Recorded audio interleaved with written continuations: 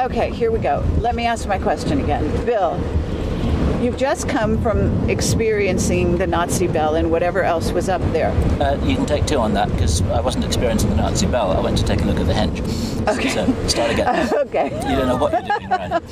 You have no idea what's going on. Go on.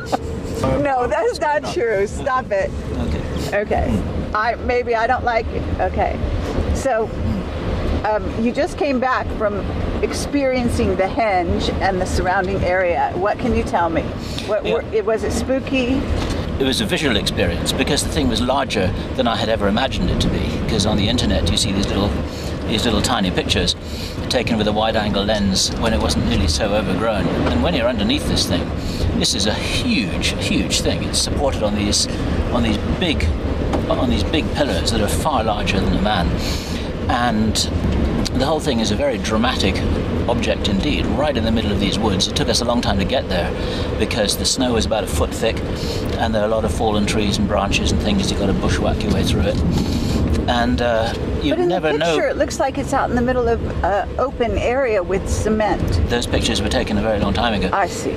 And now it's become overgrown? It's completely overgrown. You'd never find this thing unless you knew exactly where to look. Okay. So they used prisoners, though, up there. Isn't that true? This is forced labor. The Nazis used forced labor in many of their factories, and this is how come they were able to establish such an efficient industrial machine. Because they were working in a totalitarian environment under conditions of huge brutality. And if there's any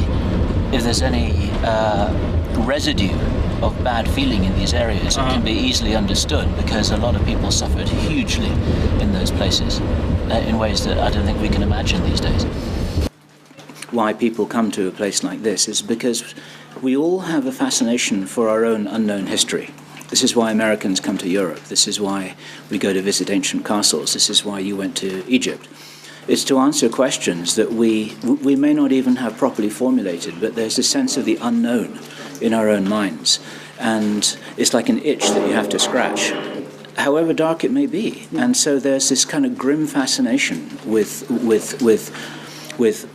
what is it that we're all jointly responsible for in our society, in our civilization? What is it that that we're trying to whitewash over these days? And maybe there are clues here to how savage mankind can be, and it may be very valuable for us to be reminded of that, even in this day and age where life feels so comfortable, where life feels so easy, where things feel so safe. Maybe that's an illusion. Maybe it's appropriate for us to remind ourselves about, how man's inhumanity to man is always there, like a dormant volcano. So this is Bill Ryan for On Project Camelot, and it's the 15th of October 2009.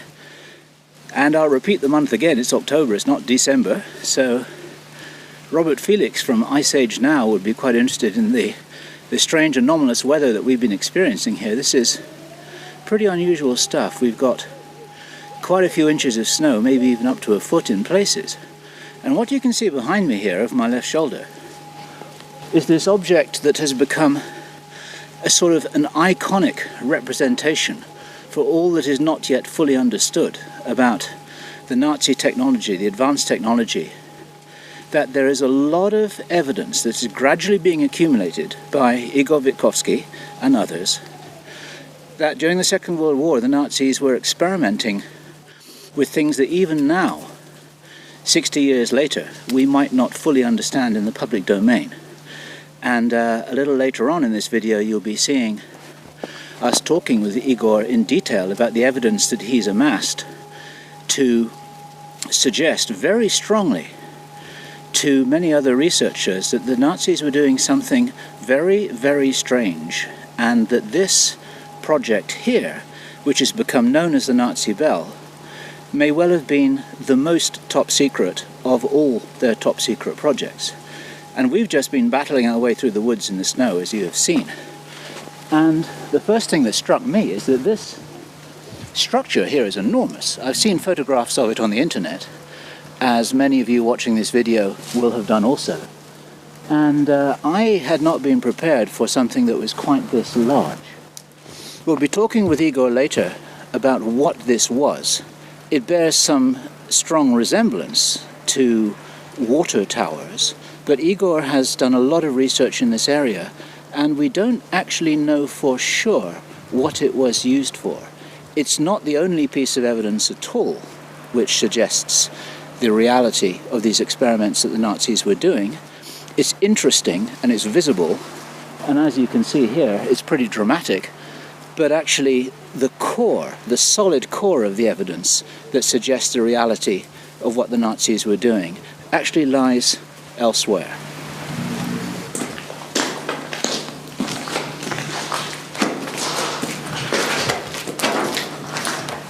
They shut these people in the mountain and they killed them with a chemical weapon before they closed the mountain doors so that they couldn't escape, even if they were able to crawl through the tunnels or something of that nature. So it's really quite a dark scenario. The whole area feels dark. I mean, it felt dark since we arrived.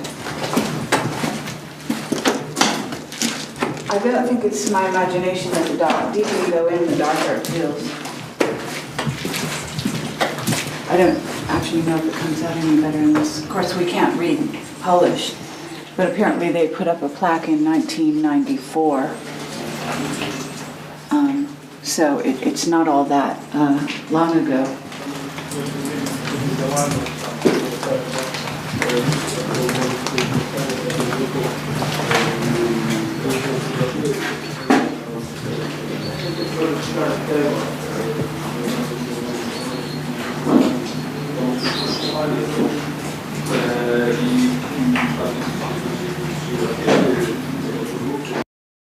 Okay, so this is Bill Ryan with Kerry Cassidy, and this is the 15th of October 2009, and we are...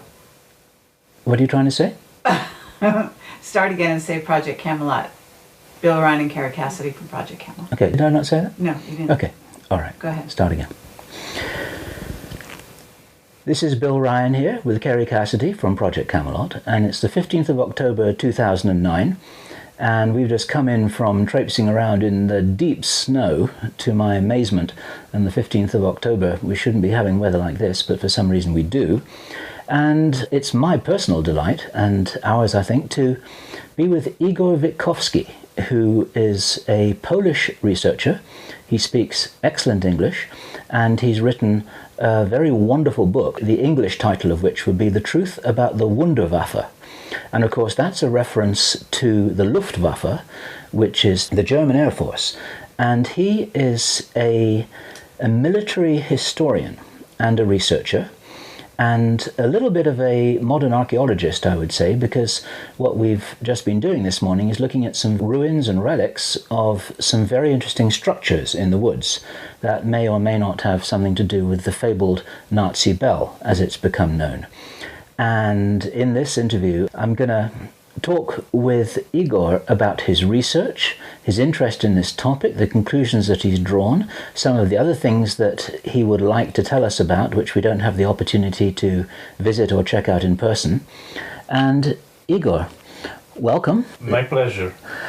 And for the benefit of the people who are not familiar with your work, can you give a little introduction to yourself? How come you came to be interested in this topic? And you're a pioneer, to some degree, of studying the possibility, in your view, I believe the strong possibility, of advanced Nazi technology that most people do not recognize ever existed. When you first came across the bell, was that in written documentation or was that in witness testimony? And was it called the bell? The German, I think, is called Die Glocke. Yes, the Germans called it Die Glocke. The initial information was interrogation protocols of two Germans involved in the evacuation of the bell, and there was no explanation what this device could be. It was known the bell, but it referred actually to the external appearance because it resembled a bell to a large extent, being around 10 feet high, 3 meters, and 1.5 up to 2 meters wide. it was my task to try to find some analogies to modern physics and try to unravel what it could be. And what evidence were you working with? You knew that there was something called the bell that was important enough to be part of a strategic evacuation at the close of the war, right? Yes. And what you were doing then was you were putting together a puzzle from pieces of information that you collected. It started off with the interrogation protocols, which you just mentioned. And there was something called the bell, but you didn't know what it was. It was evidently important enough to be evacuated as part of a major strategic evacuation, I understand it, towards the end of the war. Where did you go from there? Exactly, and it was stated in the original materials that it was the most secret research project of the Third Reich carried out during the entire war. And that was so amazing, so unusual, that first and foremost I tried to verify such a claim. Was it possible for such a project involving such a strange device to exist? And I have managed to find certain documents confirming that such a project, which was officially codenamed Kriegsentscheidend, which means decisive for the war, that such a project did exist, in fact. And it's a breakthrough, in my opinion, because nevertheless it doesn't fit any known existing pattern relating to weapons at all, to known German weapons from the time of the war. Okay, now if this project was labelled as Kriegsentscheidend, decisive for the war, but obviously it wasn't decisive for the war because of the turn of events in history that we all know. This implied that this research project, if that's what it was incomplete in some way. They made some progress, but they never finished what it was that they intended to start. Yes, it does seem so, that they didn't manage to finish. I mean, the Germans didn't finish the project. But such a classification as a decisive for the war had to be based on certain science, and that was the most fascinating, encouraging element of this puzzle. It had to be something that could change the course of war, and I was trying to, based on my previous experience of military journalist and a historian, I was trying to develop this piece of the puzzle into a larger picture, and to explain what it could have been, what generally could be imagined to change the course of war based on such a physical phenomena as has been described in this case, which were very strange, very unusual. It was, frankly saying, that when I heard about it for the first time, I heard about the physical and biological effects of this device, of the Bell's operation. The first association that came to my mind, frankly saying, was the final sequence from the movie, Spielberg's movie, The Raiders of the Lost Ark, because it was something so amazing for the Germans themselves. So it was worth verifying such a claim in a way. What was it that led you to understand that the physical evidence for the bell was going to be in this particular location? Because you came here and then you found a whole lot of other stuff, didn't you? Exactly, that was the case, and there were some geographical names in this original German documents. I mean, interrogation protocols of these Germans, and among them, this area has been mentioned around Riese, and which is the giant underground factory. And there was also a mention that a mine that has been turned over into a military research facility, that this mine was used for this research from December 1944, if I remember correctly. And first of all, I started to look for a mine which would be in the vicinity of the Waldenburg town, which is nearby, and I have found out that there is just only one mine in that area, and indeed it has been handed over to the military for military research, and it bears all the marks of such a complex.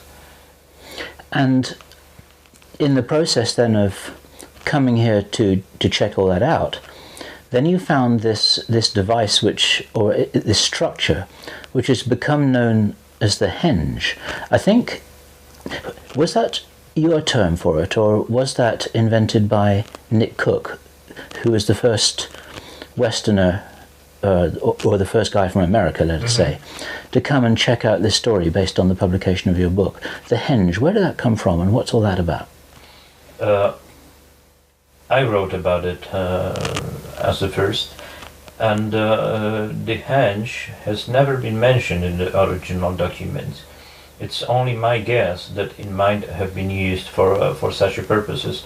It's based on certain similarity to the description of the testing environment of the bell, that it has been tested in a chamber, underground chamber, filled with water to some level, to a certain level, in a place resembling a pool, lined up with ceramic tiles and so on. So when I saw the pool around the henge, I just thought that it might have been used as a test rig for such research, but it's just a guess. The henge, in fact, is not any proof of anything, and probably it wasn't used for the Germans. But on the other hand, it doesn't resemble any civilian construction as well. Yes, we looked at that this morning, and I must admit, I was really struck by how enormous this structure is. It's much, much larger than the measurements of the bell which you've just described. And if it is a test rig, it's an enormous test rig. Yes, because I was writing earlier about various aviation and aerospace projects. I was familiar with such a kind of test rig which is called fly trap, unofficially, and the first similarity or analogy that I saw was that it resembled such a circular test rig. Therefore, I was it has just brought to my mind the idea that it might have been such a test construction. But, so are you saying the bottom photograph is the fly trap and the top yes, is the henge? The bottom photograph is the actual modern test rig, used actually to test helicopters here in Poland. Helicopters.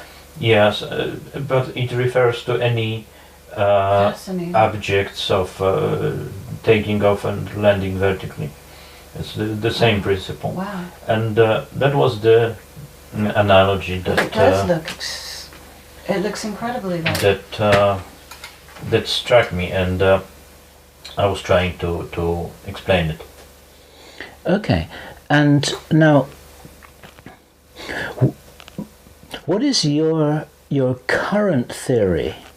Just to summarize all of this, because I know this is a complicated subject, but to summarize this, and also for people who are seeing this before our interview with Joseph Farrell. Joseph Farrell went into this in quite some detail on record with us, and to some degree we can refer viewers to this video to that one. But what is your personal theory about exactly what they they may have been doing? Evidently, on the basis of the original descriptions, the bell was a kind of a plasma accelerator.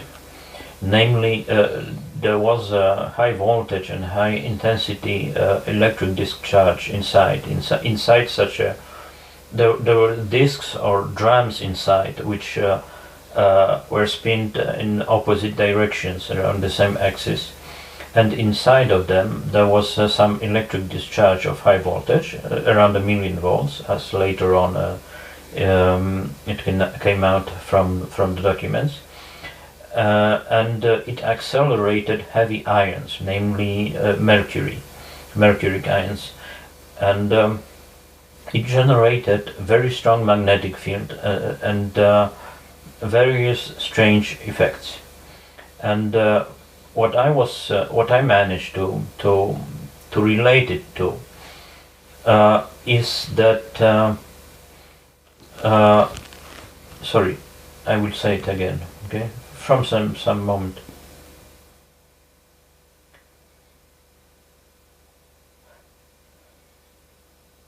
It appears that the bell created vortices of plasma, of mercuric plasma, mercuric ions, moving with, spinning with very high speeds. And in this case, the analogy to certain modern research and physics is such that in such a device one can achieve the speeds of the order of 10% of the speed of sound, so the speeds of the ions, yes, and 10% of the speed of light.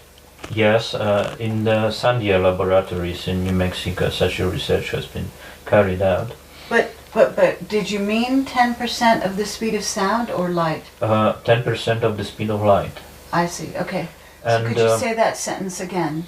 Yes.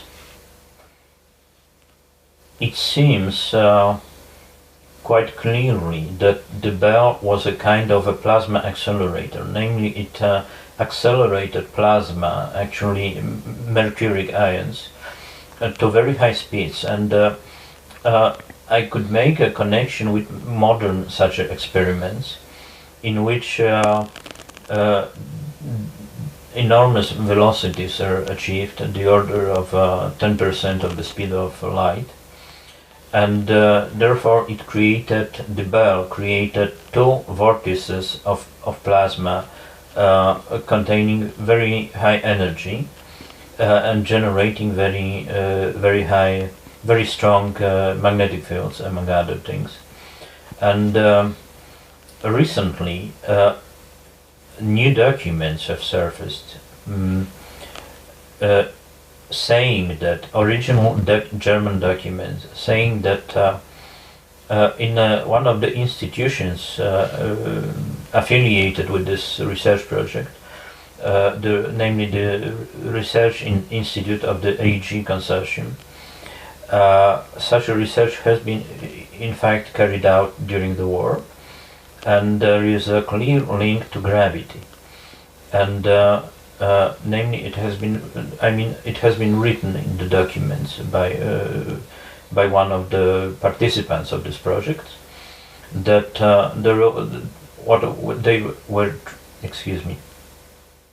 it has been written in a document by one of the participants in this research project that they, among other things, they measured the velocity of the propagation of gravity and other things. Also, it has been confirmed in a document that they observed very strange physical effects, such as decaying of structures, decaying of neutrons, for example, and therefore such a connection can be made. Further on, I was able to connect it exactly, or develop this thread relating to gravity, develop this aspect, gravitational aspect of this device. one indication that the bell was related to gravity research was the document from American archives, from the paperclip files, saying that there was a link between a certain project carried out in the AG Research Institute, which participated in this project, that there is certain link with gravity. Other indication that it was gravity related comes from the documents relating to pre-war activity of a scientist named Professor Walter Gerlach, who was one of the leading scientists of the Third Reich, by the way, and he tried to make such a link before the war. He carried out experiments with mercury, and there are scientific publications, papers about it, and it can be verified.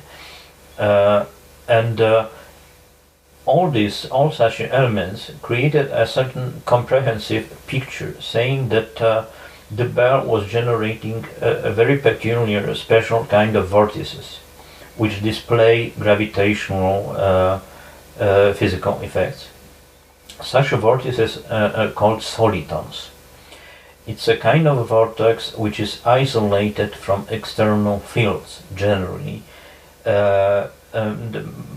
First and foremost, the magnetic field in such a vortex is isolated from external magnetic or electromagnetic fields. It's completely isolated. It's like with superconductors or superliquidity. And they actually made were making such a connections, and it is known. And such a vortex should have generate a strong anti-gravitational field.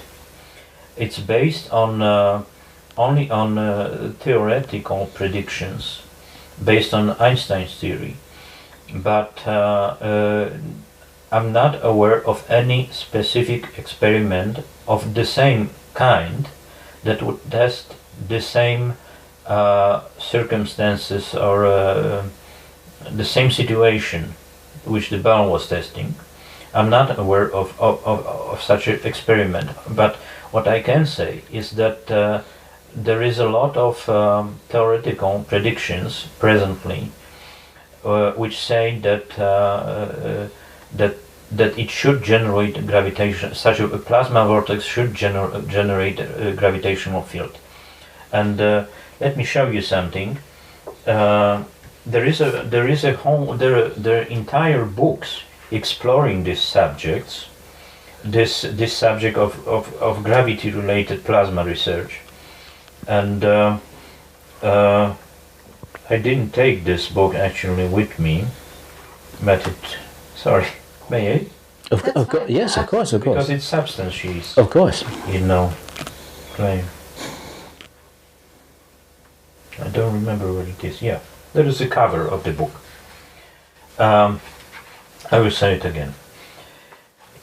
Actually, there is a lot of once again.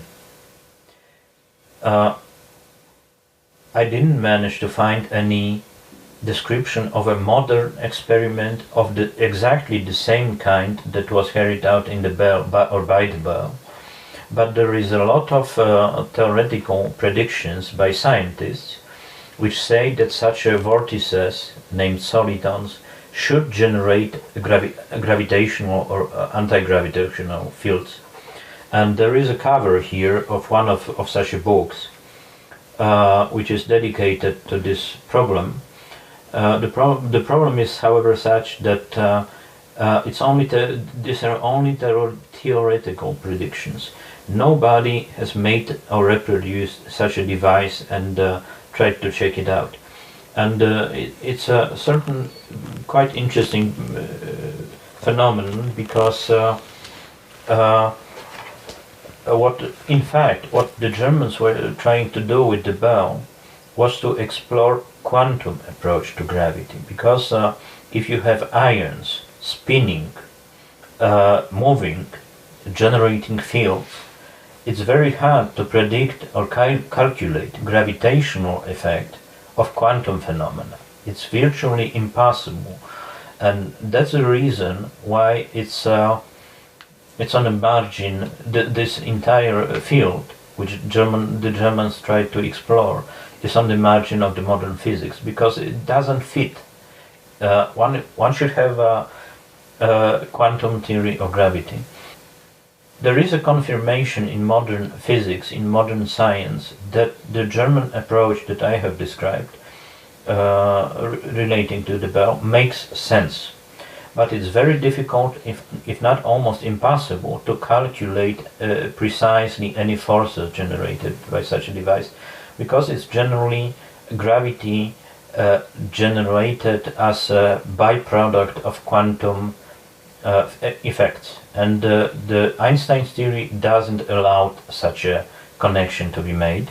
It just doesn't see quantum physics. These are two different worlds. What the German represent? Excuse me. No, that's it about it. Okay, but what are you saying? This anti-gravitational field that might be created within the bell-like structure or the henge structure, are you saying this would allow, say, if it wasn't a helicopter, let's say even a disc, to levitate? Is that what they might have been doing, levitating? The problem with the bell is, among others, such that clearly it was or was supposed to be a part of something larger, and I just don't know the part of what, and nobody knows. And as far as the henge is concerned, I was just it was my free assumption that there might have been something larger, some flying object, of which the bell was a part. But I really don't know that. Now, many people watching this video will be familiar with the research that's been done through documents and photographs, some of which look to me to be pretty real, of German flying discs in, I think it's the Hornebu series. Was it you who brought these to public attention, or was that another research? Because this is something maybe where we can make a connection. I didn't want to connect this story about the bell with the so-called Nazi UFO legend, because I cannot check it out. And what I did is generally based on verifiable facts mostly, and makes sense, and it can be connected to modern physics and so on. So I just didn't want to immerse myself into such hazy stories like the Nazi UFO, although I admit such a possibility that the bell could have been part of some larger flying object, but I didn't write about it because I just don't know that, and I cannot check it out. Okay, now, as a military historian, particularly interested in what the Nazis may have been doing, you must have been interested to check out the information from other researchers who produced photographs and I think documents with what look like blueprints. Are those photographs and documents authentic, or do you just not know? Why is it that doesn't feel like compelling evidence to you? Because it looks very dramatic. I'm not sure if the so-called blueprints of the Nazi UFOs look are genuine. I just cannot check it out, and therefore because I knew that I will not be able to check it out. I wasn't interested in this story. I don't know that. So, but you're saying you found this bell, the henge structure, and it was painted with camouflage. Isn't this true? Yes. The so-called henge is looks like a finished structure. In the case of supporting structure for a cooling tower, it would be completely inside the cooling tower, which is generally filled with very hot water vapor, and such a green camouflage paint, nor the plaster, it wouldn't make sense, just because anyway it would be hidden inside of a larger structure. So it just didn't seem to me to be part of such a cooling tower. One more fact suggesting that it wasn't to be a supporting structure for a cooling tower is that there are no foundation underneath the hinge to support such something that large, because it would have to be some 30 stories high. There are no foundations for such a thing. One question that arose in my mind when I was trying to research or investigate the physical aspect of the bell was that a question whether it was in Germany, in the Third Reich, any physical theory that would allow to perceive at all vortices of plasma as sources of gravity.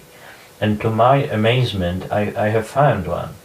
There was a German professor named Pascual Jordan who has developed such a theory during the war, and still is almost unknown, but it was the first physical theory that treated vortices as sources of gravity. That's the piece of the puzzle that convinced me that it all makes sense. And in fact, I have a coworker who is a scientist specializing in this field, and for him it also makes sense. So it's not any pure fantasy or something. It's a real scientific challenge to this day. Sure. I must say, what interests me about this is that if we take that sort of logical line of deduction which you've been presenting, that they seem to be experimenting with some advanced, practical, technical way of creating an anti-gravity effect. It really does look like that.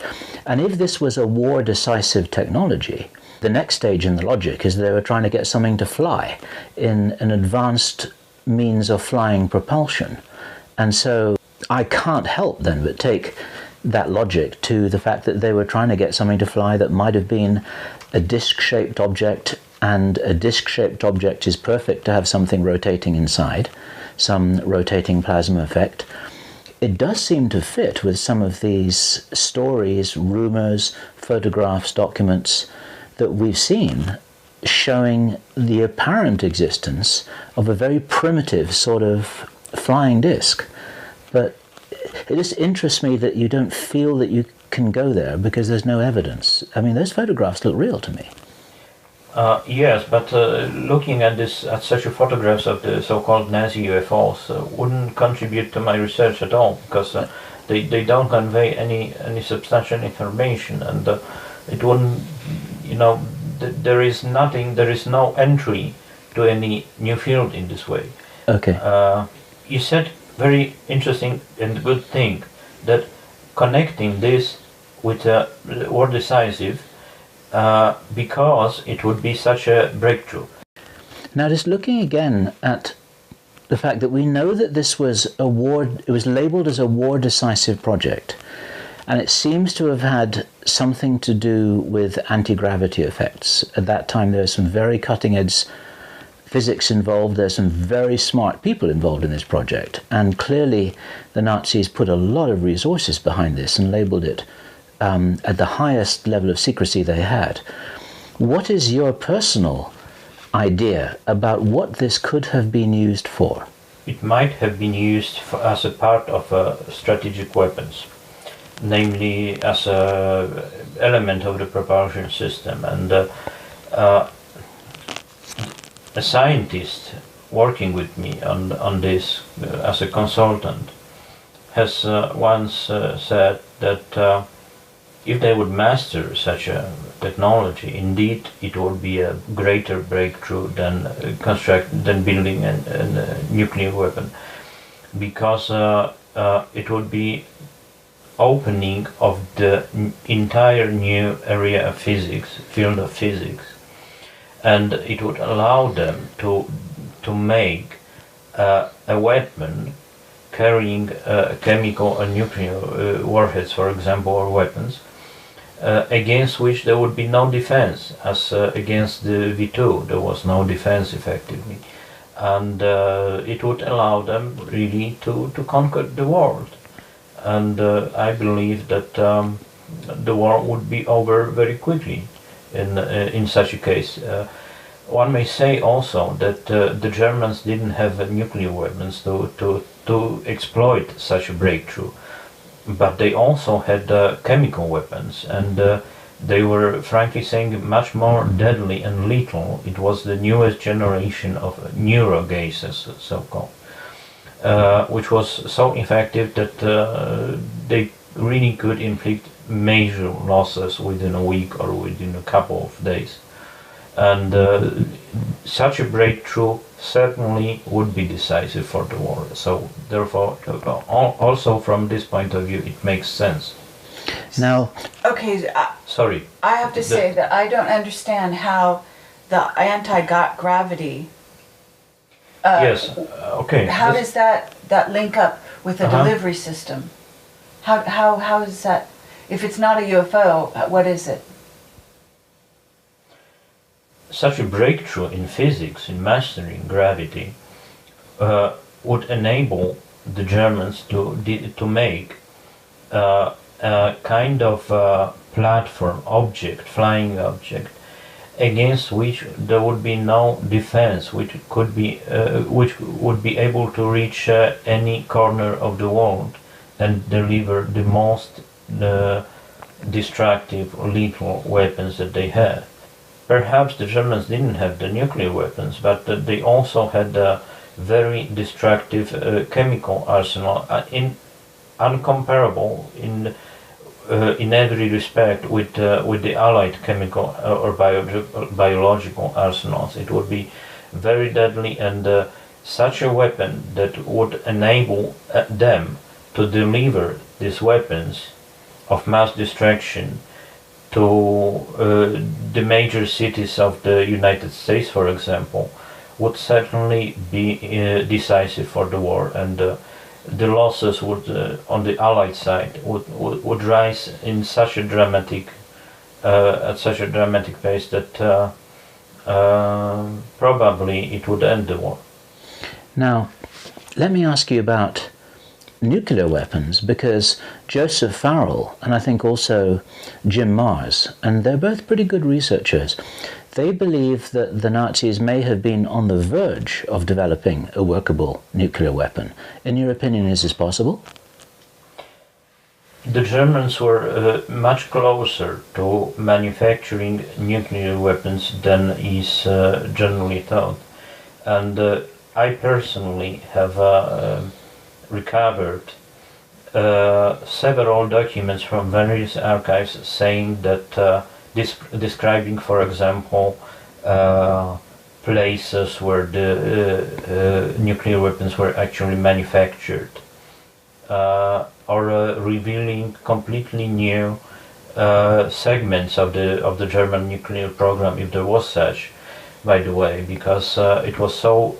It is called compartmentalization, to divide various elements so that there is no, I would say, horizontal connection between them, and they don't know about each other. I have personally recovered many such documents saying that the German nuclear program was far more advanced than it was previously thought, especially in the West, mostly because these facilities were located in the so-called latter Eastern Zone. Therefore, the Allied, the intelligence services of the Western Allies didn't have any access to them.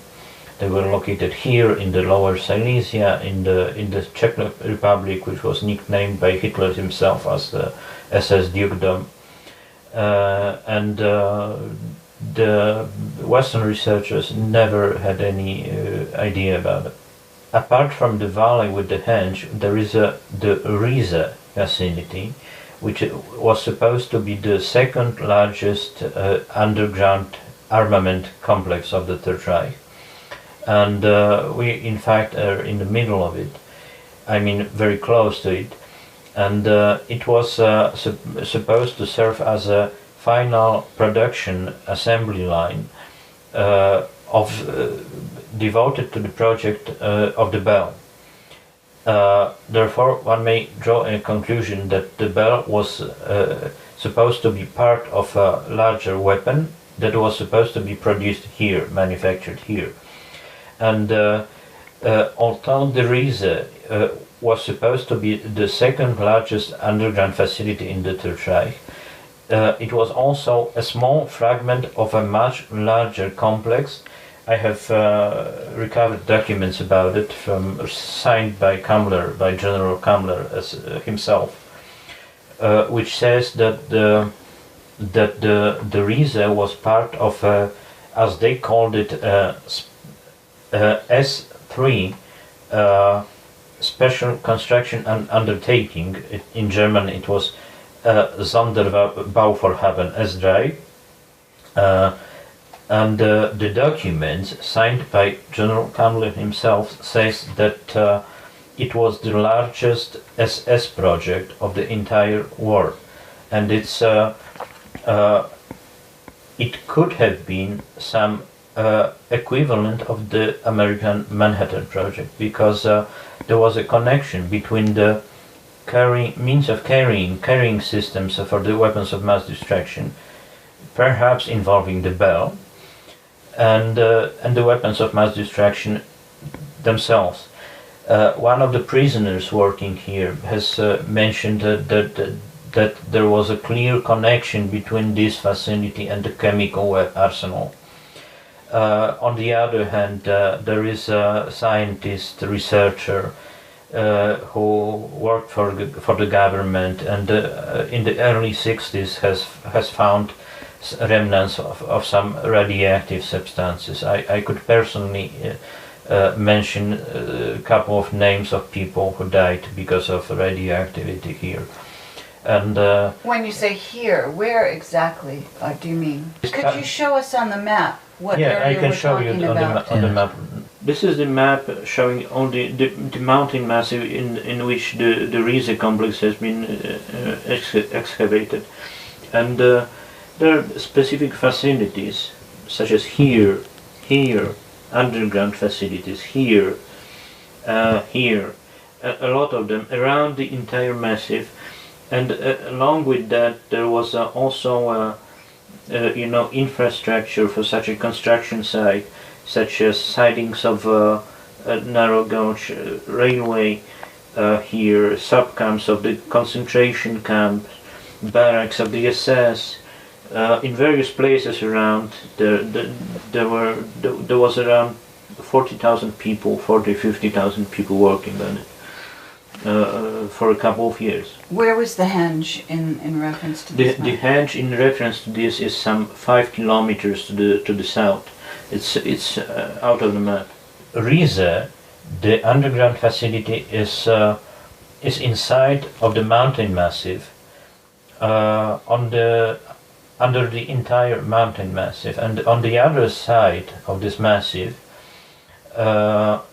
there was a set of bunkers, much like near the henge itself, only that they were located mostly underground and camouflaged. And in one of such a bunker, supposedly, 3 people found a substance resembling mercury, only that it was denser, and all of them died of leukemia and cancer and such things. And I knew one of them, and I can say that it's just a fact.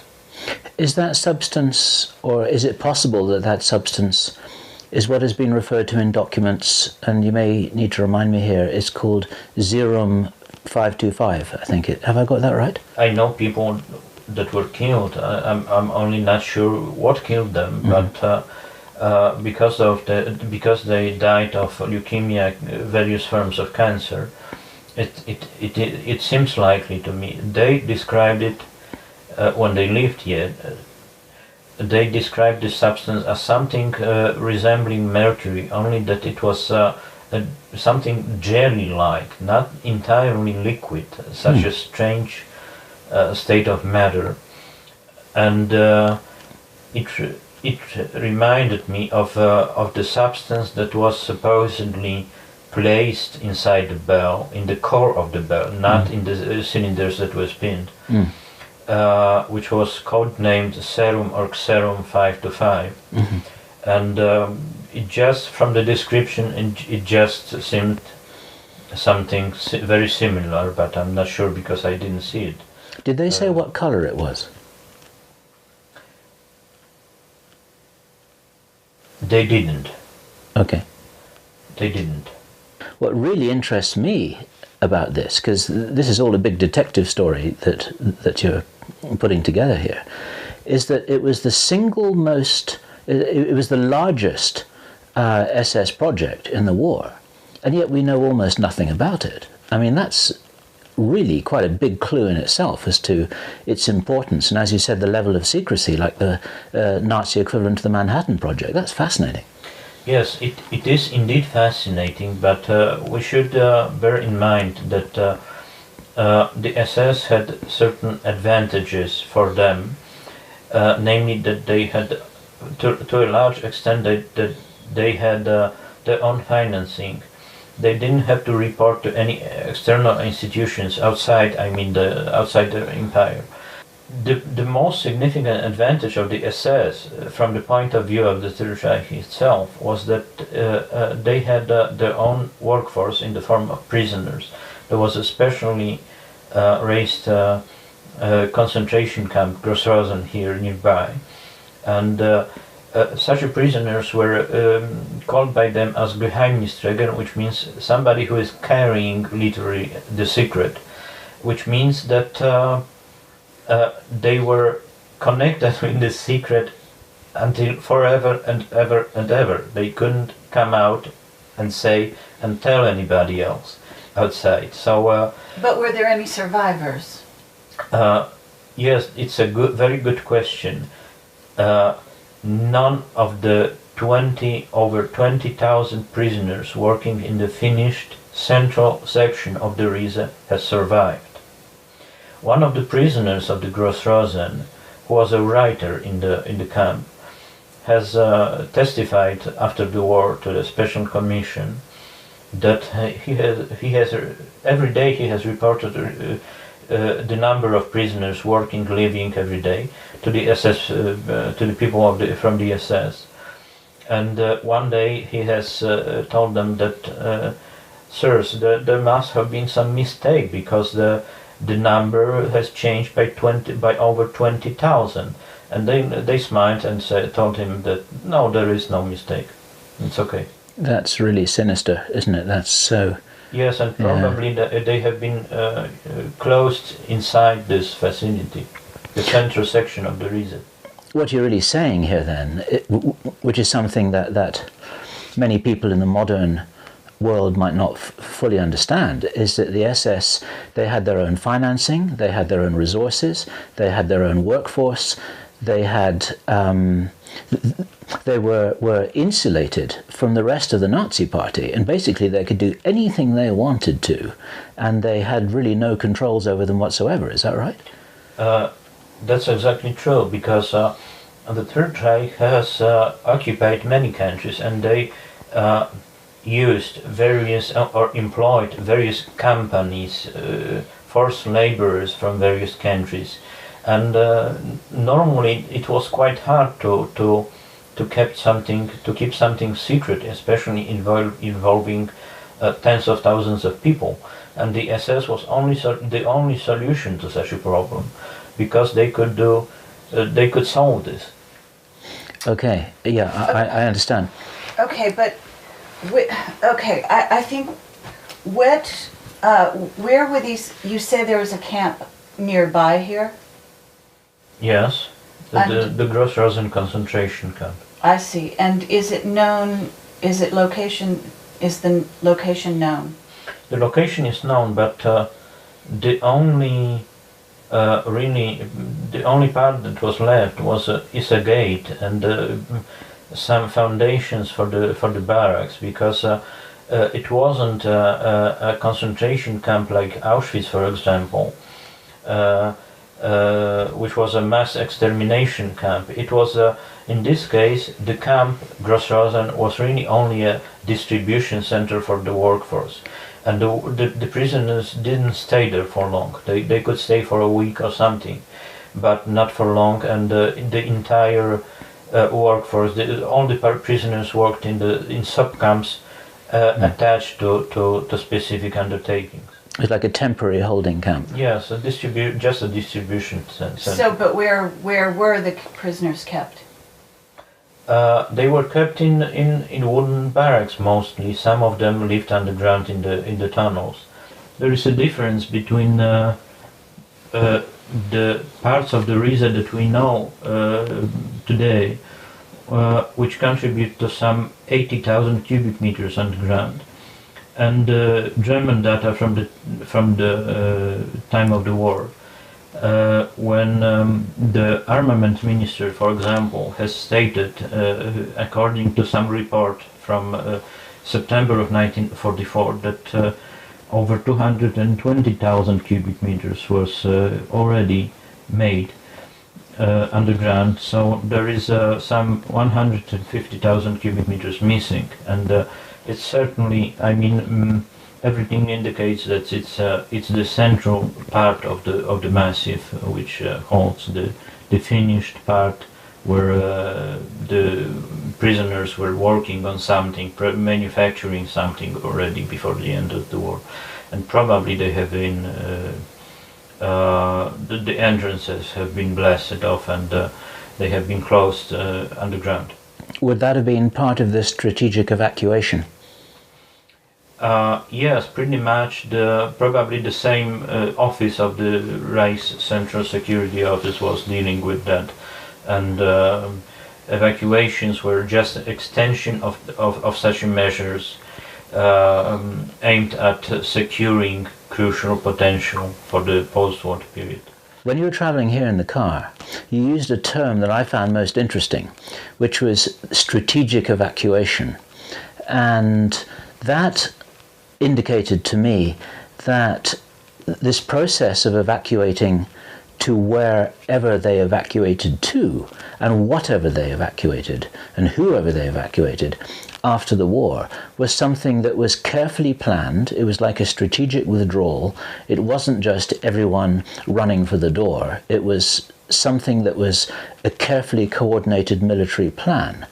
Now, when do you think that plan was established? How soon before the formal end of the war did they start to think, you know what, we're not going to make this through as we planned, we're going to have to go to plan B? And what do you think that plan B was? This is something that's hugely interesting. And of course, just to continue that question, for some people who suspect that many of the key Nazis, and maybe much of the technology, survived the war and was exported elsewhere, this is a really important question. The Germans were forced initially by the Allied air raids to develop a set of operations aimed at securing the most crucial potential. Initially, just to prevent it from being destroyed by the Allied bombs. But the extension of these operations were the so-called strategic evacuations, aimed at evacuating the most crucial resources, such as scientific heritage of the Third Reich and so on, abroad. There was a set of deals signed with Japan and with Argentina, and that was to facilitate such evacuations, and in fact everything indicates that the Bell project was evacuated to Argentina and was continued for some time, because there is a clear connection and continuity, one of the several I mean, not one, but several people from the project continued the work in Argentina, and they also mentioned later on about the gravitational aspect of the plasma physics and so on.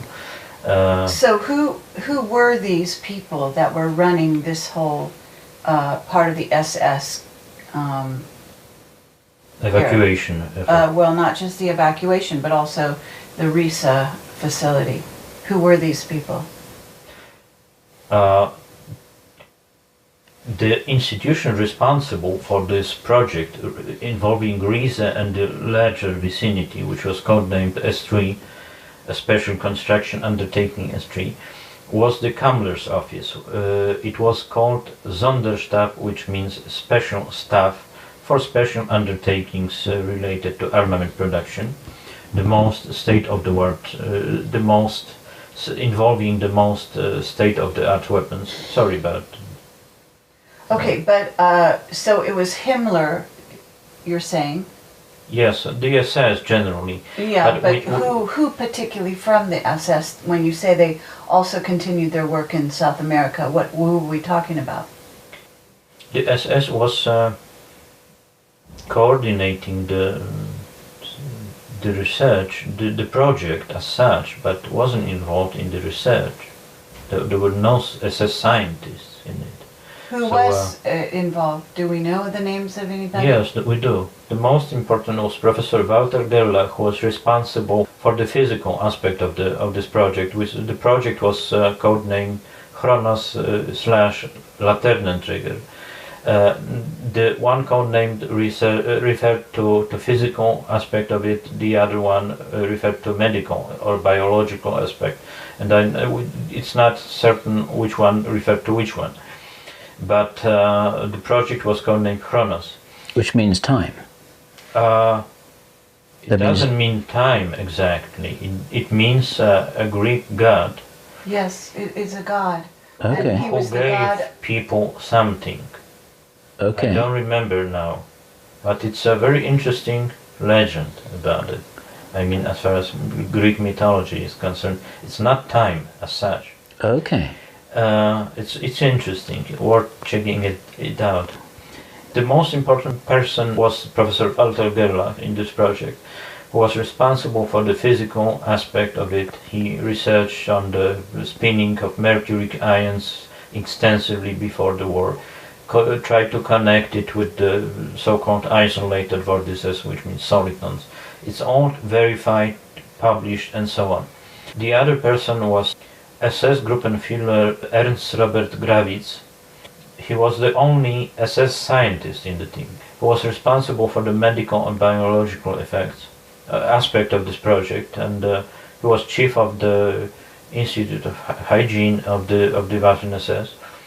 But he committed suicide before the end of the war. What about Werner von Braun? There is no indication saying that Werner von Braun or all the rocket scientists were involved in this project, except for one. There is one who was whose name was Kurt Debus, who was responsible for the high voltage equipment related to the bow, and he worked later for NASA. He was one of the directors of NASA. Joseph Farrell showed us some interesting photographs of Kurt Debus and Werner von Braun together at NASA, which is an interesting question. This remains unanswered. Working on rocket, not just NASA, but working in Florida on a rocket program. Debus was one of the few, the only one scientist that was recruited from Peenemünde, and that's probably why he has been employed by the NASA after the war, becoming one of its directors. There is no indication at all, I mean, at least I didn't found any, saying that this project or this entire field of physics was continued in the United States after the war. I couldn't find anything except for the very modern research by Sandia laboratories, which were experimenting with such vortices and so on. But shortly after the war, no, I couldn't find any confirmation that it was continued or evacuated in the United States or evacuated to the United States.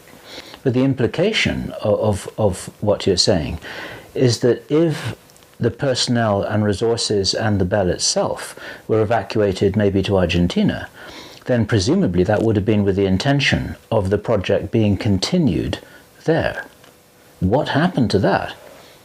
The continuation of the project in Argentina took place until the fall of the Perón government.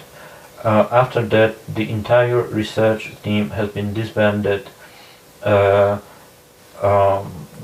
main scientist, which was Ronald Richter, started fearing about his life, and as far as I know, he has escaped from Argentina.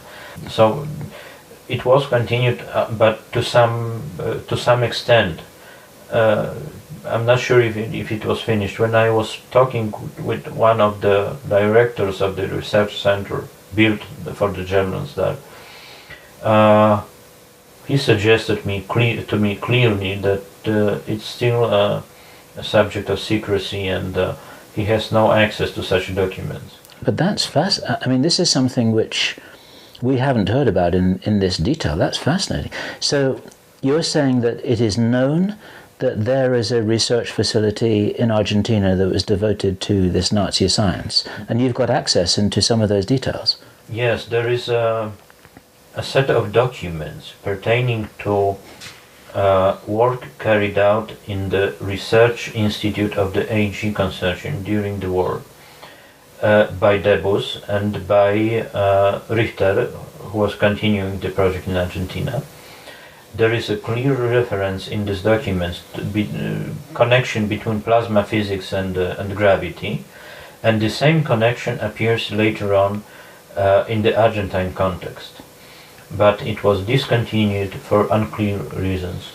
Okay, but what are you saying in terms of the evacuation committee, the relationship between the evacuation committee and these scientists who are working here? Mm-hmm. Wasn't there some relationship between the SS, who were in charge of the evacuation, and the scientists who were working on the project here?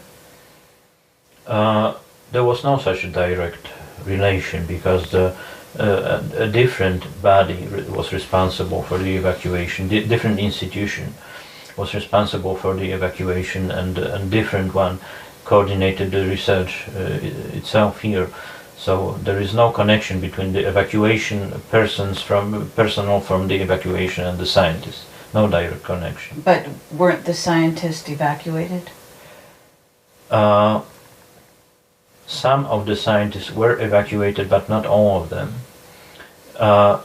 Two went up in Argentina, ended up in Argentina, which is Richter. There was some engineer from the AG associated with the AG Research Institute named Hellman, who continued the work out there in Argentina, but I don't remember all the details now. Okay, and where are the other scientists? Where did the other scientists go, if not to Argentina? Frankly saying, I know only about 3, 4 or 5 persons associated with this project. Of course, the number has to be higher, but I know just about a few of them. And the most significant, Professor Walter Gerlach, was stayed in Germany after the war, but he never not only returned to what he was doing during the war, but he never published any scientific publications about the same subjects in which he was involved before the war, for example. He just completely detached himself from this field of physics. What about the other 4? Debus was employed by NASA in the United States, although he was an SS officer, and that ardent one. And he never wasn't interested as well to go back to such subjects, because one can imagine that it involved possible accusations about experiments on humans, or wanting to, wipe out some significant part of the population of the United States, for example, which employed him. So he wasn't interested in going back to such subjects either. One of the scientists, Professor and SS Gruppenführer Ernst Grawitz, committed suicide before the end of the war, so there is this trait has disconnected. And the other ones, I don't know details about the fates. Okay. What happened to Hans Camelot? And maybe just tell us a little bit about who Hans Camelot was and why he was such an important figure. Because of various reasons, Hitler has decided to entrust the management of the most secret and most state-of-the-art armament projects into hands of one man who was SS General Hans Camelot, who was very skilled organizer and very ruthless as well. But he was in a way materialization of SS, of a certain trend of SS grasping even more fields of the German economy. And among other things, Camelot has controlled all the production of jet fighters, of jet airplanes, of the rocket missiles, and various other fields. And he became very influential person in the Third Reich, but it is completely unclear what happened to him. He has disappeared in the occupied Czech territories, and there is never any trace has surfaced which would indicate that he ended up in some other country or something. I don't know, but so he was instrumental, though. You're saying that he was basically running, for all intents and purposes, this RISA facility or complex or whatever you want to call it. Mm-hmm. Yes, he was instrumental in controlling not only the RISA and the larger S3 undertaking, but virtually all the most state-of-the-art and crucial armament projects of the Third Reich by the end of the war. And then he has vanished. He just disappeared somewhere in the occupied Czech territories, and there was never any trace of him after the war. Was there ever any indication that Hitler visited the RISA? There are rumors that he did, but and nearby there was underground headquarters, Hitler's headquarters, under construction. But personally, I believe that he didn't visit it, because it would attract attention of the enemies to this place, which was still almost unknown, except for the Russians, which were very well oriented in this business. What do you mean the Russians were well oriented in this business? Several years ago, I had talked with a man who was employee of the Academy of the General Staff in Poland, military, and he told me about who coordinated, for example, the scientific aspect of the intelligence reconnaissance of this area on the Russian side. And he has mentioned a certain person who Lev Andreyevich Artsemovich, academician, which is something higher than professor in the former Soviet Union. And as later I have checked out, he was specializing in thermonuclear physics and plasma physics, and exactly was more or less the equivalent of Gerlach. So they had to have a pretty good and clear idea about what was going on here, contrary to the Western Allies. This sounds like there must have been some kind of on-the-ground relationship between the Russians and the Germans during that time?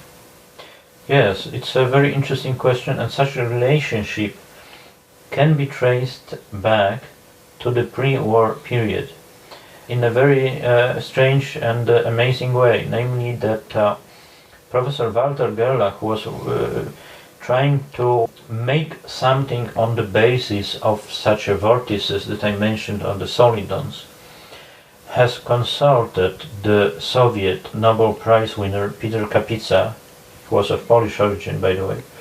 His parents were Polish. And because Kapitsa has developed theory describing such a vortices before the war.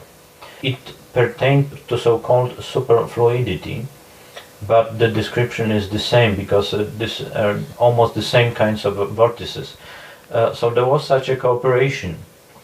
Probably Kapitsa, or the Soviet partner of Gerlach, wasn't aware what was the purpose of that, and obviously it was before the beginning of the war with the Soviet Union. But there are some certain connections between the Third Reich and the Soviet Union in this respect, often amazing ones. Let me ask you a question which goes into a different area here. I'm still really interested in the Argentina connection, and how you say that, as far as you can tell, that activity ceased round about the breakup of the Perón administration. But surely after the war, the Americans would have been very aware of what was happening in Argentina. Their intelligence capacity would have informed them of what they were doing. Surely the Americans knew about all of this. I'm not sure if the Americans knew this, because just an example that gives some idea. There was a very ambitious effort by the Israeli special services to kill the Nazi war criminals hiding in Argentina after the war, and it all failed. And as far as I know from the materials that I saw, commonly known, only that it may not be known in the UK or the United States, but it's based on the materials published in Poland. It seems that they didn't even manage to work out how the Nazi organizations work in Argentina. They didn't really have an idea. That's my impression. So I'm not really sure.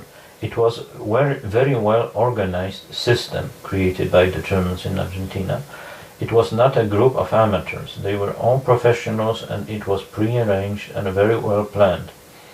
And it worked like a professional system, and had a backing of the Argentine services, such as counterintelligence. They co-worked with each other, and I wouldn't say that it's so obvious that the United States knew about what was going on at the time.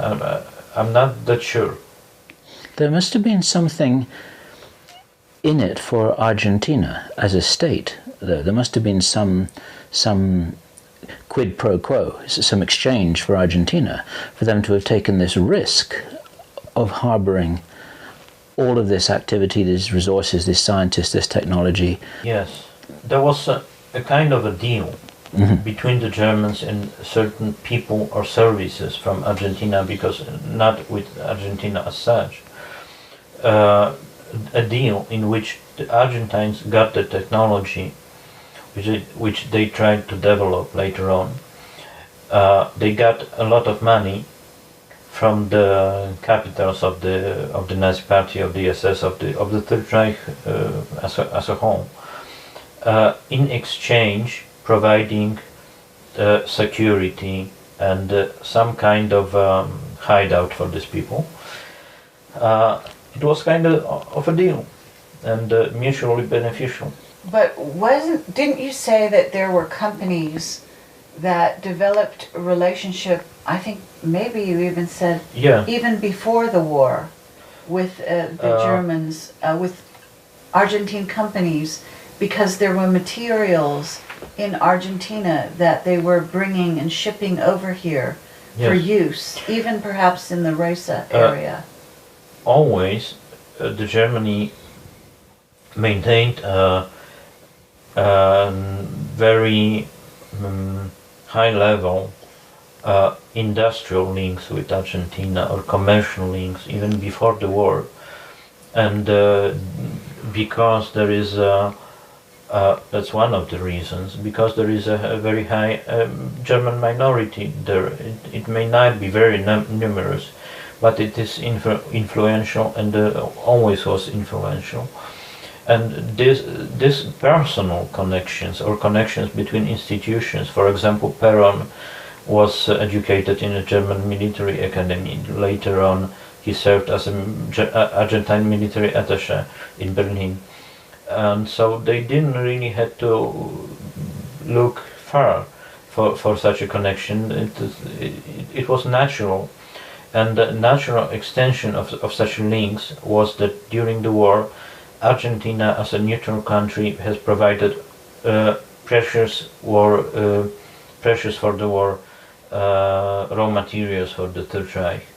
And later on, the same connections, the same links, the same organizational infrastructure was used to evacuate certain things to Argentina. So there was a fluent transition from one stage to another. It was. But weren't there also certain raw materials that are special? In other words, they can't be found in Europe, that you said that Germany was getting from Argentina? Yes, Argentina was a kind of a gateway to the entire South America, from which they could obtain various precious materials such as platinum, such as tungsten, a whole lot of stuff. And it worked very well. Argentina could ship it to Spain, for example, or to Sweden, even grains such as rye. Food in large numbers, and it worked very well. What about the close proximity to Antarctica of Argentina? For a long time, I thought that it's a kind of a fantasy that Antarctica, the Antarctic, played a role in such measures. But once I have received a signal saying that the contrary. It was very strange, because I just thought that I just couldn't imagine the Antarctic being used for such to build a base, for example, because it's not a place to live. There is no infrastructure, nothing at all, and moreover everything is visible from the air.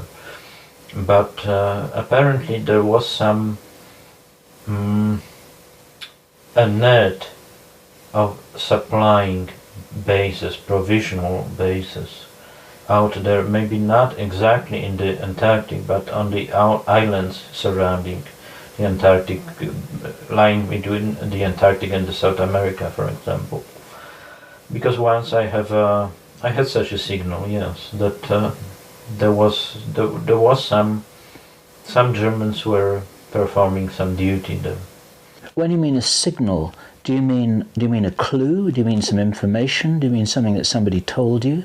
What does that mean, a signal?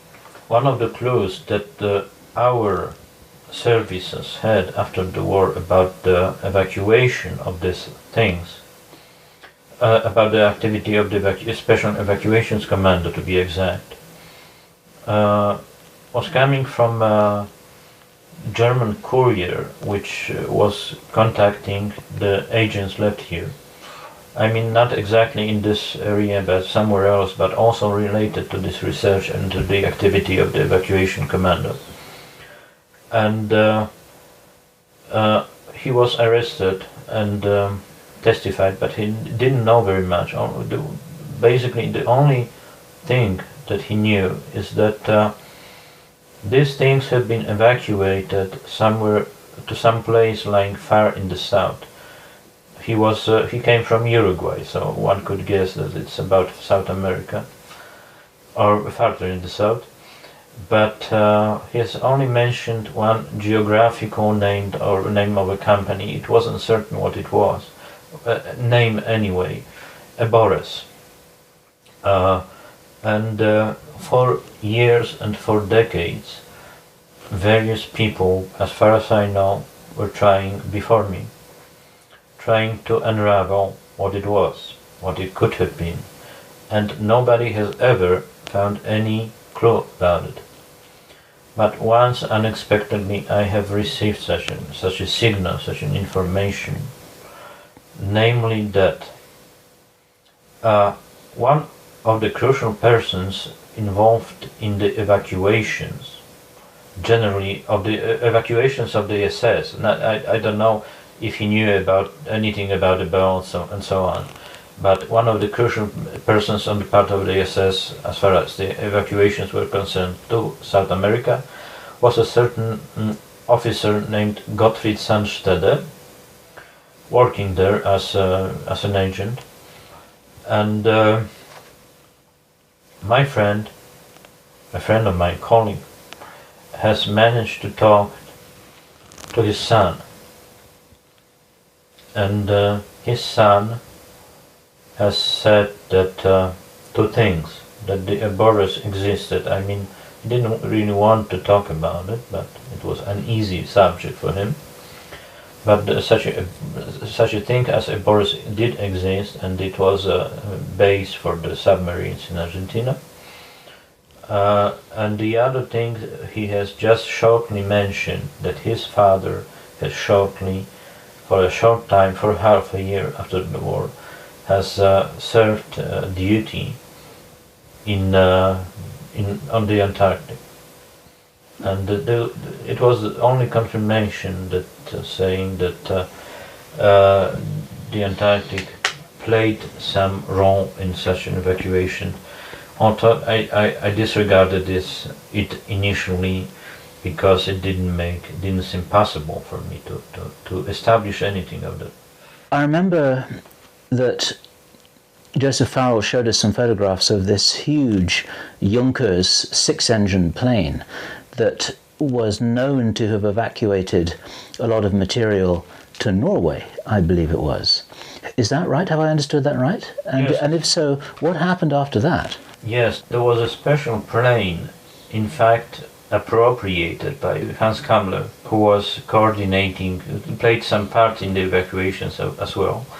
And this plane supposedly took I'm not sure, something related to the Bell project or to the Kronos project. I'm not sure if it was the Bell itself or just the documentations, but something related to the project, and landed in Norway, in the border base in the north of Norway, which was one of the few relatively safe air bases that the Germans had at the end of the war.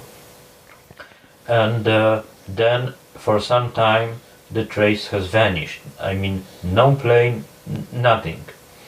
And only after many years, my co-worker from South America, from Uruguay, has reported to me that there is a photograph of this plane that was supposedly made near the town of, on the airstrip in the jungle, near the town of Gualeguay in Uruguay, and supposedly the shipment has been moved to Argentina, evacuated to Bariloche in Argentina, and the plane was they just got rid of the plane leaving it pulling it into the Uruguay River, and supposedly it is still lying on the riverbed.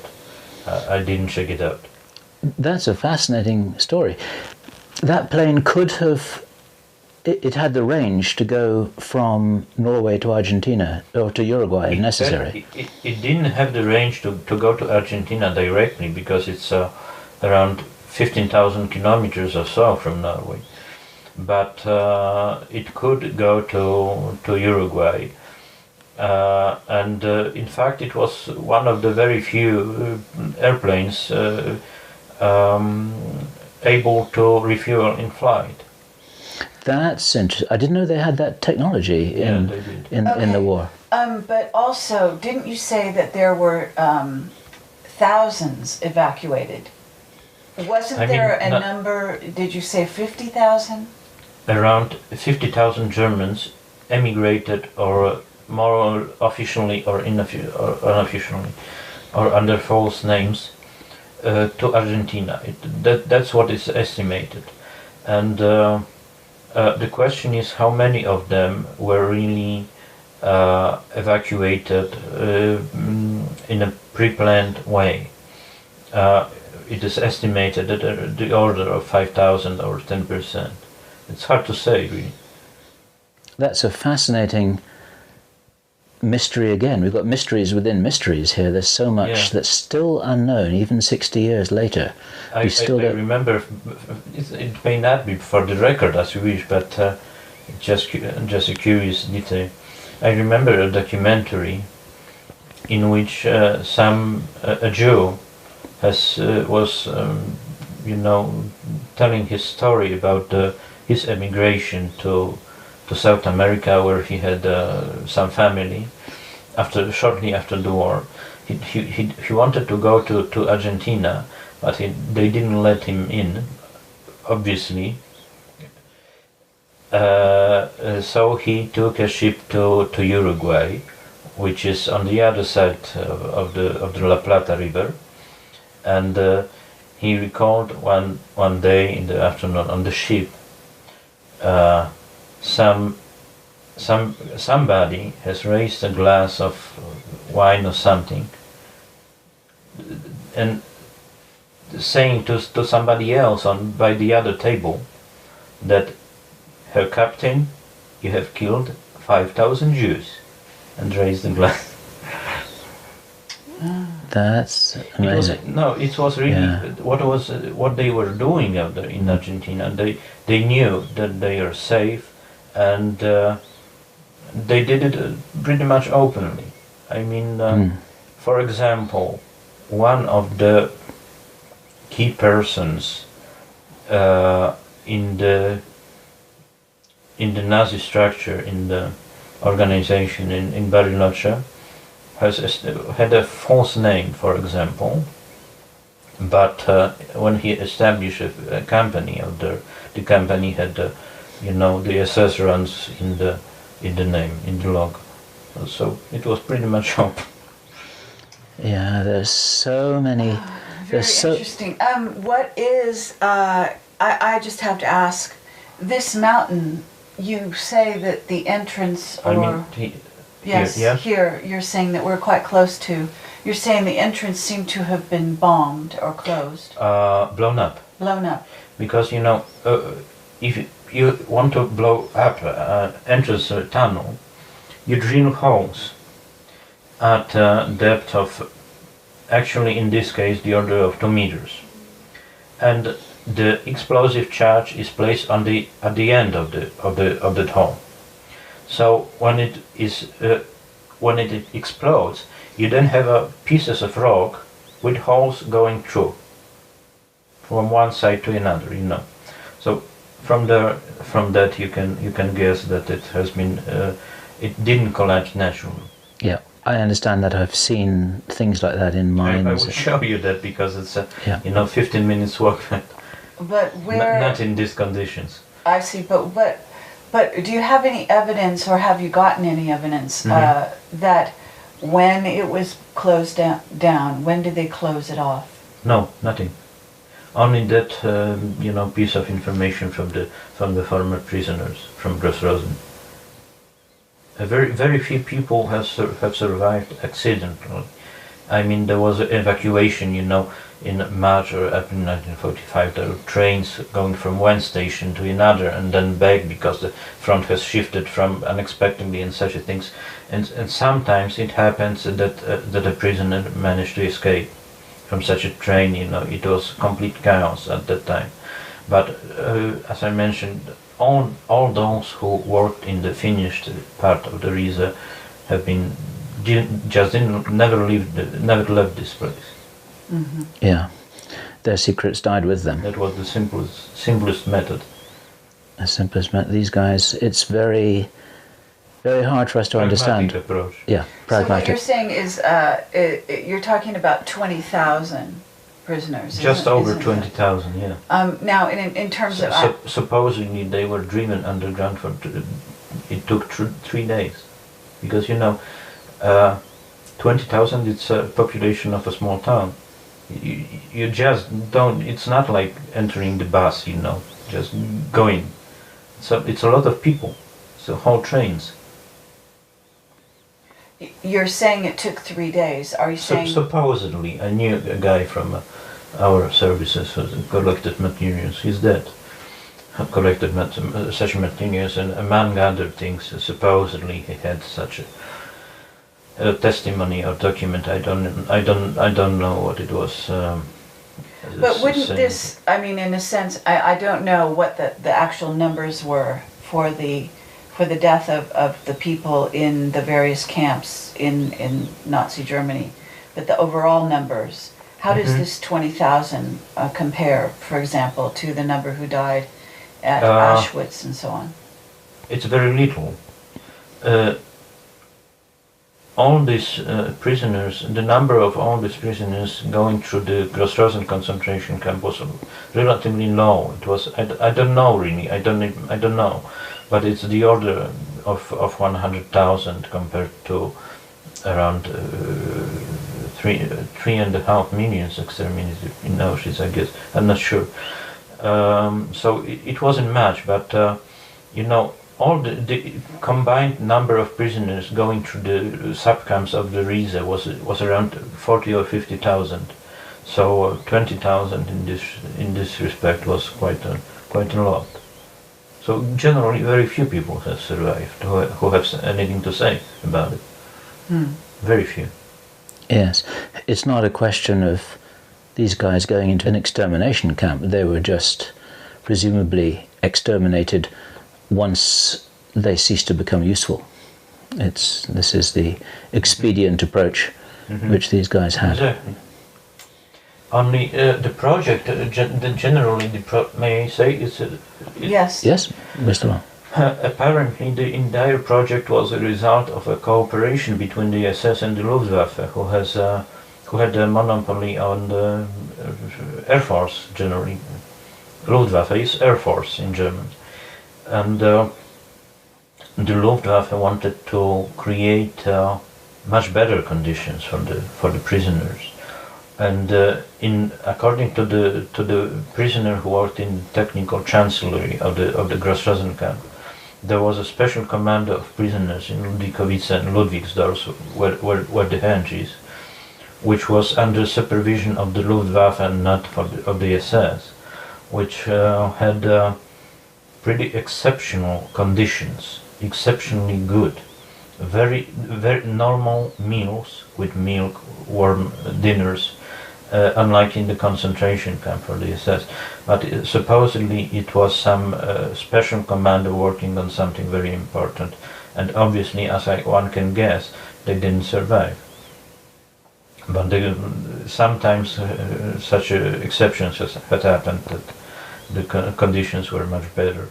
There was also a special commander of children here used for the experiments, around 200 children, supposedly. I didn't check it out, but there is a researcher specializing in such things.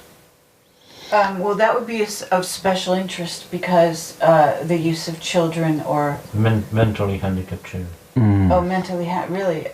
Do you know, were they autistic? I don't know who did. Okay. Because there's some new information coming forward about autism and the link between autism and being precognitive. In other words, seeing the future. I mean, there is a... And there would be some link with Chronos. There is an assumption that they were used for the experiments, because one of the persons playing a crucial role here, which I just forgot to say about him, was Professor Hubertus Struckholt, who was a pioneer of space medicine, and he ran an underground facility nearby. Which is, as I mentioned, there was an SS, special S3 undertaking, encompassing Riese, probably the Ludwikowice, Ludwigsdorf, and various other places, facilities. And one of them was the underground space research facility run by Professor Hubertus Sztuchol. He said about it in an interview for a Polish journalist in the 1960s or something, I don't remember. And he has said that he has tested some kind of, he said that it was a simulator of a space flight, but actually it was controllable, namely that when the propulsion worked very intensively or high energy was involved, something like that, that thing, the cabin, capsule, system, whatever, I don't know, was hard to control, for example, and it was known that this commander of children was dedicated to his research post. So it was assumed that they were used, these children, for experiments, but it cannot be certain, perhaps, for other reasons. He was a professor of medicine. So various things are possible, I just don't know. Okay, but Kronos, to get back to the notion of the top secret, the sort of... I would just recommend checking it out in the internet or some.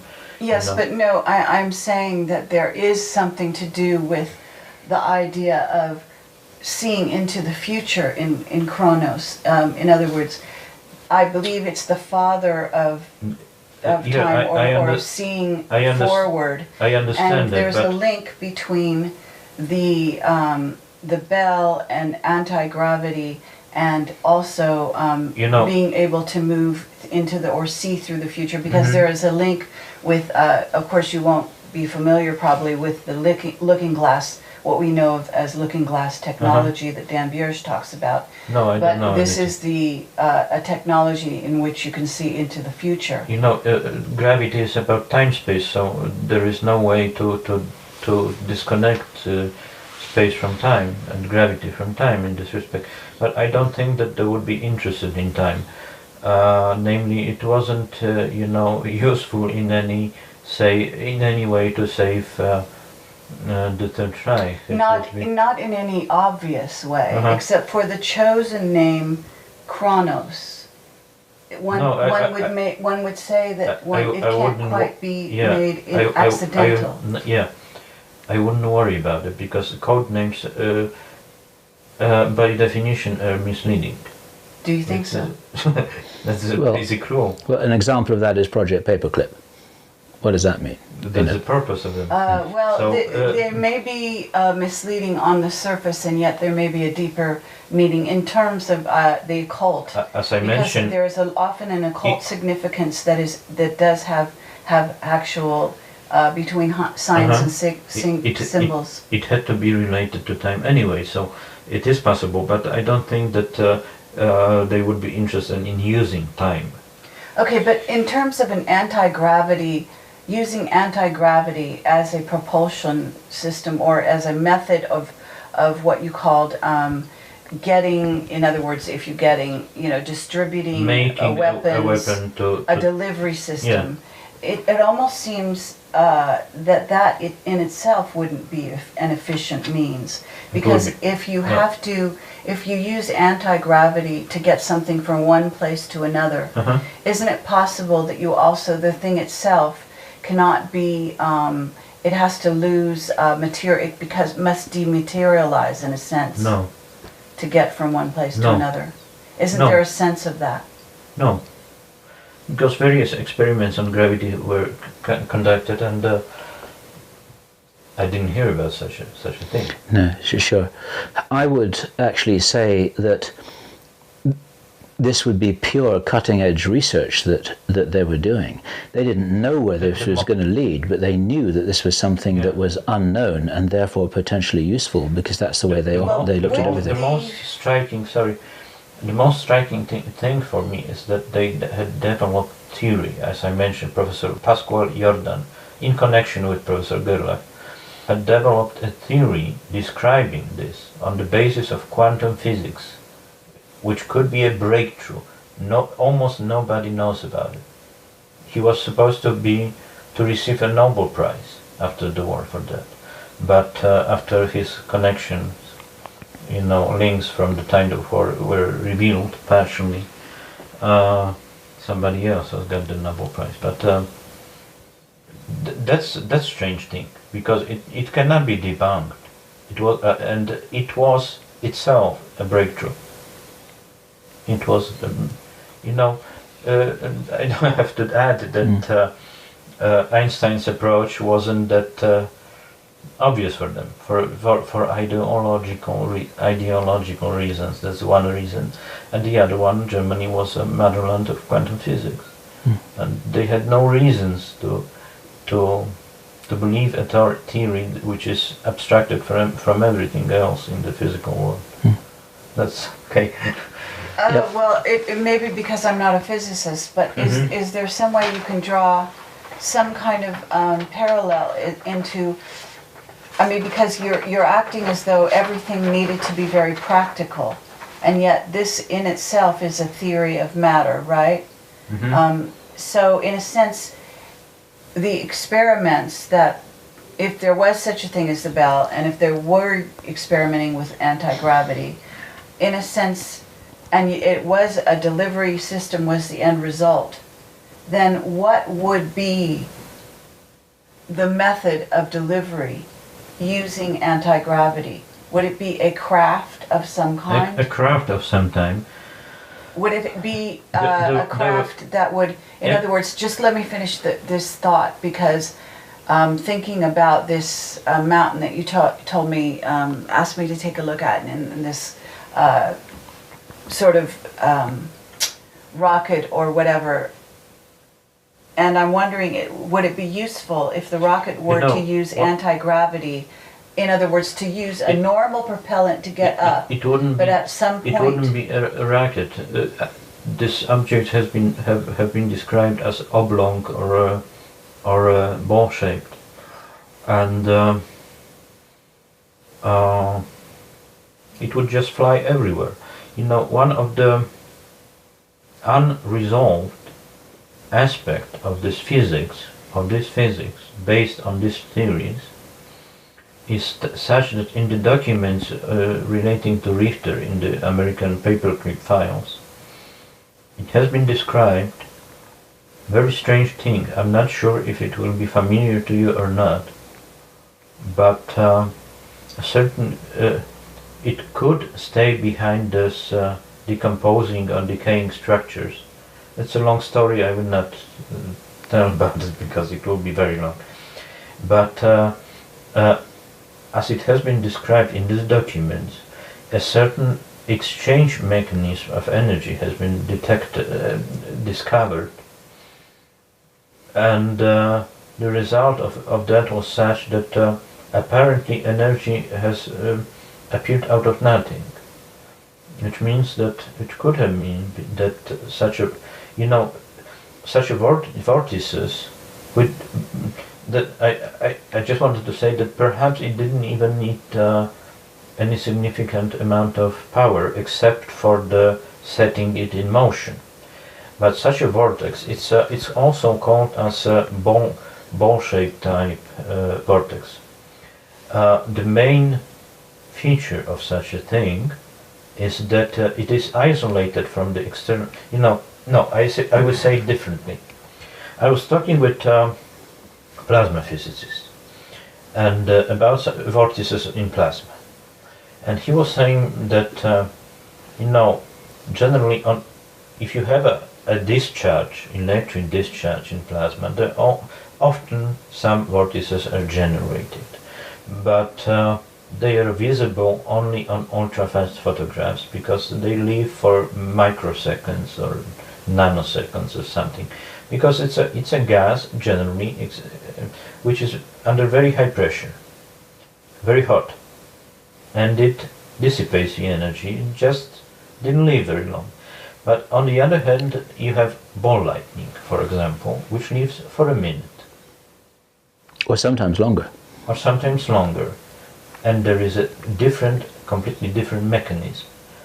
It's not such a normal vortex as we can see normally. Because the fields are isolated, then it's almost entirely a different world in itself. Such a bubble of closed, time-space in a way. Because it penetrates obstacles such as glass and metal. And goes right through it. It doesn't need energy. It needs energy to create it. But once it spins, it doesn't.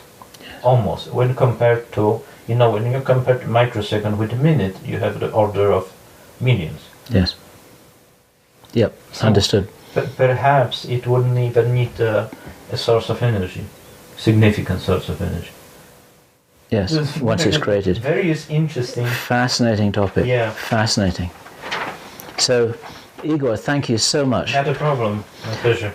I have a request for you, actually, this evening, if possible. Mm-hmm. I know there's a beautiful new books, and I can't read a word of it, but I would love to look at some of the images. Oh, but it is also striking, this picture there is one more that you had. interesting thing, maybe not for the camera.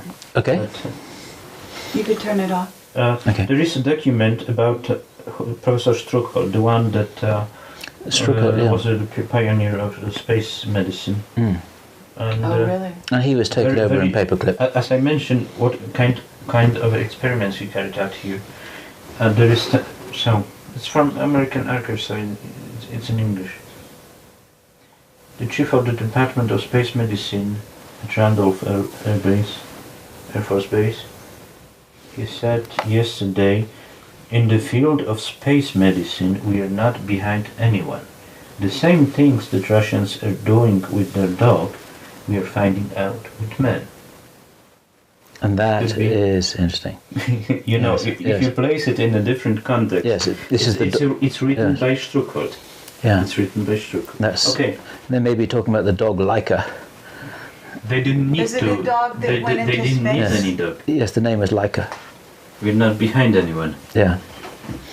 The Philadelphia experiment took place in what year? I don't know. I know almost nothing about the field. I think Well, it's that just was, that it happened was, after the war, though. No, it's before the war. That was I will 42. show you one more thing. Yeah, that was 41 or 42, I think. There is Witkowski. Yeah, I'd be interested to. I don't know whether this. Are there Russians living in this part of Poland? No, not at all. Okay. Okay, so I'm looking now. I've got an image of the map. Excuse okay, me, go ahead. May I say something? Yep. There is the valley where the henge is. The henge is that circular place structure, and all these roads here are lined up with concrete, and they lead to other objects in the entire area. The entire valley was transformed into a closed Area 51 like place. Yep. I've got a good image of that.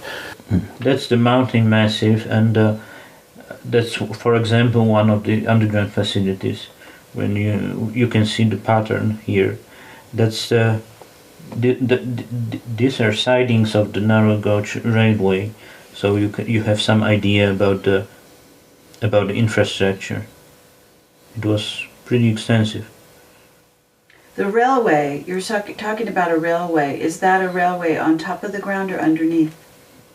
On top, entering the underground facilities then. I see. Was it used originally by the mine?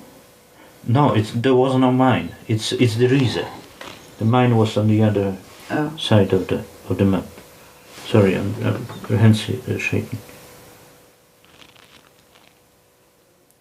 Okay. Is that a special map about wartime activity? Is that what it is? Yeah. I saw the swastika on it, yes. Bill? Yeah. So maybe you, for example, these documents. Yeah, that's should be good. You may process it later. Yes, and this was, yes. It's a Sonderbau for Haben S3. It says that there was a larger undertaking than the Riese, and that it was the largest such a project of the SS at all. And the document Which part of it? Is signed by Camelot. Does it say Camelot? Yeah, doesn't say, but It doesn't. it's just his signature. Okay. This is important stuff. Where it says that it's the most... Just a moment, It's okay. just that little phrase.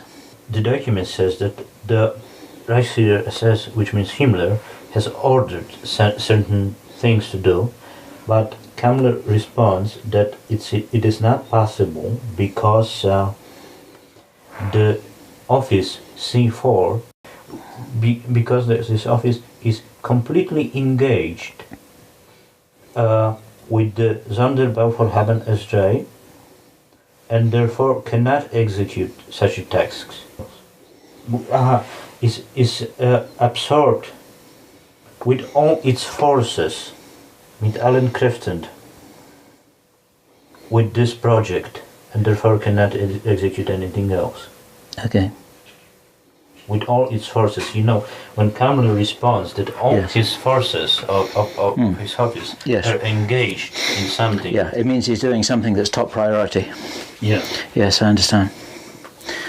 Fascinating. And at the same time, something unknown completely. Yes, Previously. yes, yeah. I have. It's not says that it's Riese, but just a moment. I have such a page from.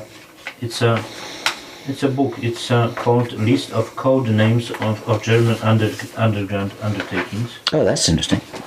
which says that the S3 encompassed the Hitler's headquarters in the East Prussia, Riese, Bad Charlottenburg was an abode of the Riese, Riediger, which is a communication center for the Riese, and for the entire area here, and Fürstenstein, which was the Hitler's headquarters, also within the S3. It's some 15 kilometers from here.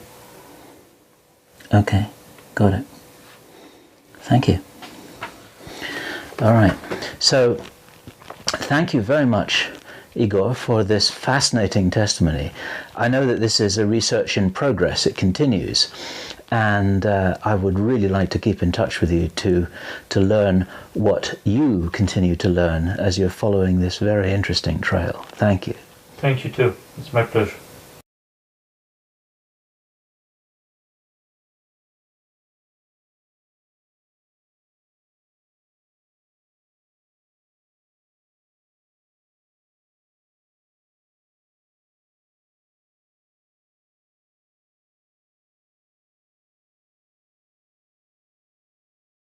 Might have been used for such purposes. It's based on certain similarity to the description of the testing environment of the bell, that it has been tested in a chamber, underground chamber, filled with water to some level, to certain level, in a place resembling a pool. Lined up with ceramic tiles and so on.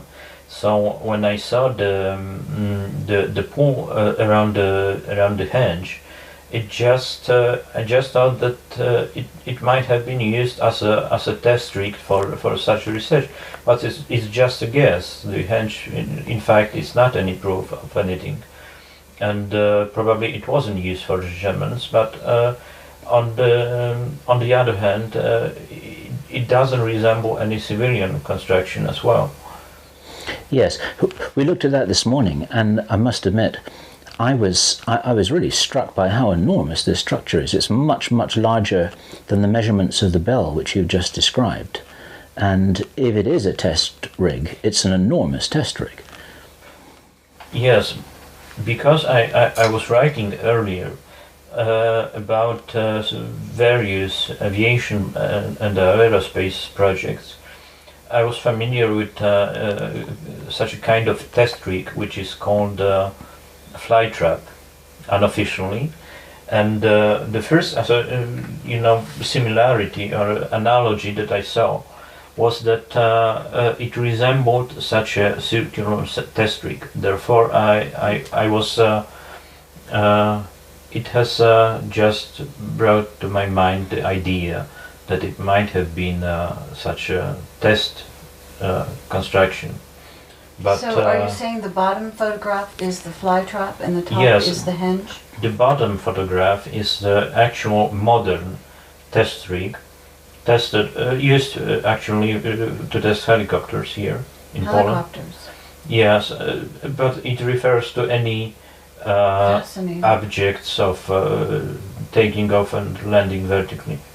It's the same principle. Wow. And that was the analogy that It does look. It looks incredibly like. that struck me, and I was trying to explain it. Okay, and now, what is your current theory? Just to summarize all of this, because I know this is a complicated subject, but to summarize this, and also for people who are seeing this before our interview with Joseph Farrell. Joseph Farrell went into this in quite some detail on record with us, and to some degree we can refer viewers to this video to that one. But what is your personal theory about exactly what they may have been doing? Evidently, on the basis of the original descriptions, the bell was a kind of a plasma accelerator. Namely, there was a high voltage and high intensity electric discharge inside such a. There were discs or drums inside which were spinned in opposite directions around the same axis, and inside of them there was some electric discharge of high voltage, around 1,000,000 volts, as later on it came out from the documents, and it accelerated heavy ions, namely mercuric ions, and it generated a very strong magnetic field. Morning is looking at some ruins and relics of some very interesting structures in the woods that may or may not have something to do with the fabled Nazi bell, as it's become known. And in this interview, I'm going to talk with Igor about his research, his interest in this topic, the conclusions that he's drawn, some of the other things that he would like to tell us about, which we don't have the opportunity to visit or check out in person. And Igor, welcome. My pleasure. And for the benefit of the people who are not familiar with your work, can you give a little introduction to yourself? How come you came to be interested in this topic? And you're a pioneer, to some degree, of studying the possibility, in your view, I believe the strong possibility, of advanced Nazi technology that most people do not recognize ever existed. When you first came across the bell, was that in written documentation or was that in witness testimony? And was it called the bell? The German, I think, is called Die Glocke. Yes, the Germans called it Die Glocke. The initial information was interrogation protocols of 2 Germans involved in the evacuation of the bell, and there was no explanation what this device could be. It was known the bell, but it referred actually to the external appearance because it resembled a bell to a large extent, being around 10 feet high, 3 meters, and 1.5 up to 2 meters wide. It was my task to try to find some analogies to modern physics and try to unravel what it could be. And what evidence were you working with? You knew that there was something called the bell that was important enough to be part of a strategic evacuation at the close of the war, right? Yes. And What you were doing then was you were putting together a puzzle from pieces of information that you'd collected. It started off with the interrogation protocols, which you just mentioned. And there was something called the bell, but you didn't know what it was. It was evidently important enough to be evacuated as part of a major strategic evacuation, I understand it, towards the end of the war. Where did you go from there? Exactly, and it was stated in the original materials that it was the most secret research project of the Third Reich carried out during the entire war. And that was so amazing, so unusual, that first and foremost I tried to verify such a claim. Was it possible for such a project involving such a strange device to exist? And I have managed to find certain documents confirming that such a project, which was officially codenamed Kriegsentscheidend, which means decisive for the war, that such a project did exist, in fact. And it's a breakthrough, in my opinion, because nevertheless it doesn't fit any known existing pattern relating to weapons at all, to known German weapons from the time of the war. Okay, now if this project was labelled as Kriegsentscheidend, decisive for the war, but obviously it wasn't decisive for the war because of the turn of events in history that we all know. This implied that this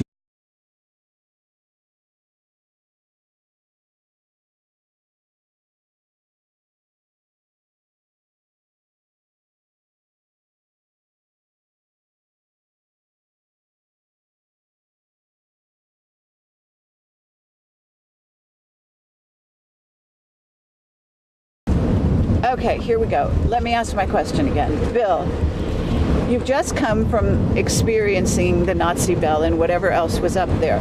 you can take two on that because I wasn't experiencing the Nazi bell. I went to take a look at the henge. Okay. So start again. Okay. You don't know what you're doing, right? You have no idea what's going on. Go on. No, that's not true. Stop it. Okay. Okay. Maybe I don't like it. Okay. So you just came back from experiencing the henge and the surrounding area. What can you tell me? Was it spooky? It was a visual experience because the thing was larger than I had ever imagined it to be. Because on the internet you see these little tiny pictures taken with a wide-angle lens when it wasn't nearly so overgrown. And when you're underneath this thing, this is a huge, huge thing. It's supported on these big pillars that are far larger than a man. And the whole thing is a very dramatic object indeed, right in the middle of these woods. It took us a long time to get there because the snow is about a foot thick and there are a lot of fallen trees and branches and things. You've got to bushwhack your way through it. And you never know. But in the picture, it looks like it's out in the middle of an open area with cement. Those pictures were taken a very long time ago. I see. And now it's become overgrown? It's completely overgrown. You'd never find this thing unless you knew exactly where to look. Okay. So they used prisoners, though, up there. Isn't that true? This is forced labor. The Nazis used forced labor in many of their factories, and this is how come they were able to establish such an efficient industrial machine. Because they were working in a totalitarian environment under conditions of huge brutality. And if there's any residue of bad feeling in these areas, it can be easily understood because a lot of people suffered hugely in those places in ways that I don't think we can imagine these days. Why people come to a place like this is because we all have a fascination for our own unknown history. This is why Americans come to Europe. This is why we go to visit ancient castles. This is why you went to Egypt. It's to answer questions that we may not even have properly formulated, but there's a sense of the unknown in our own minds.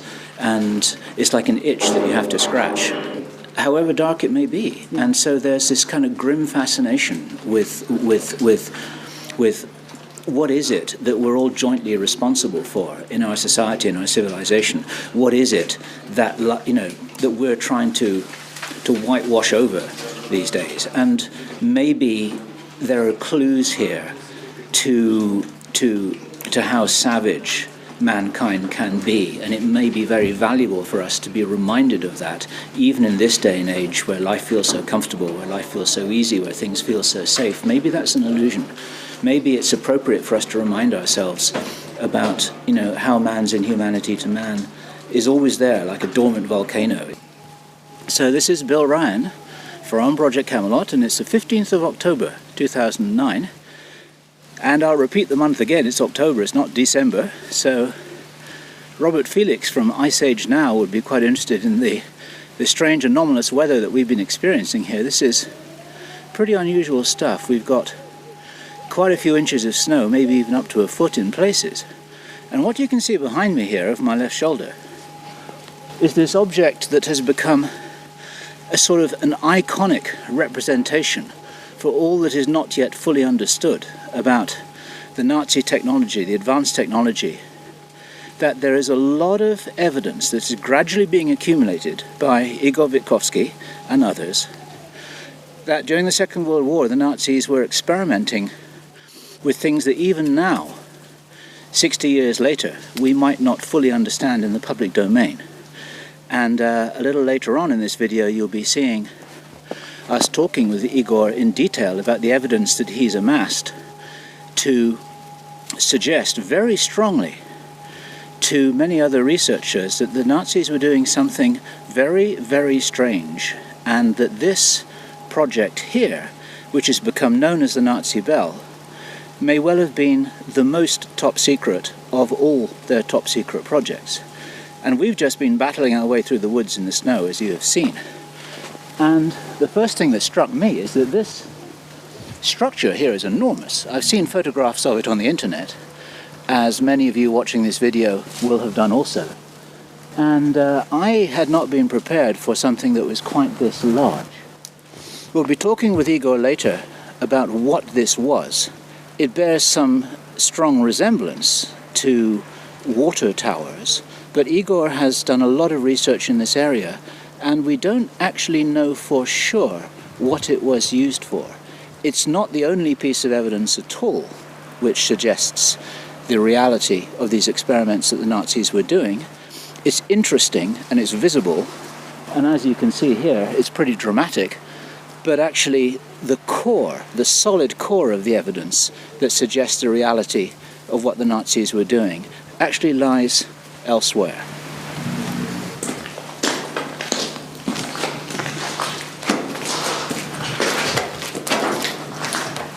They shut these people in the mountain and they killed them with a chemical weapon before they closed the mountain doors so that they couldn't escape, even if they were able to crawl through the tunnels or something of that nature.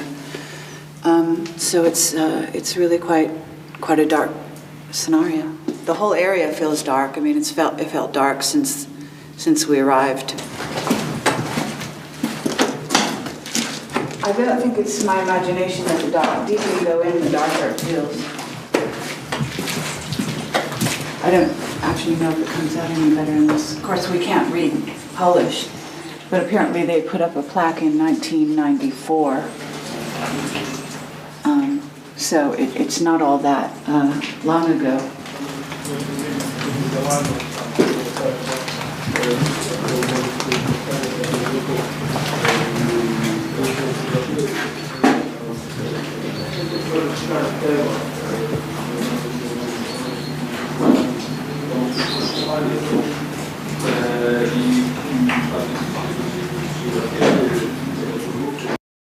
Okay, so this is Bill Ryan with Kerry Cassidy, and this is the 15th of October 2009, and we are...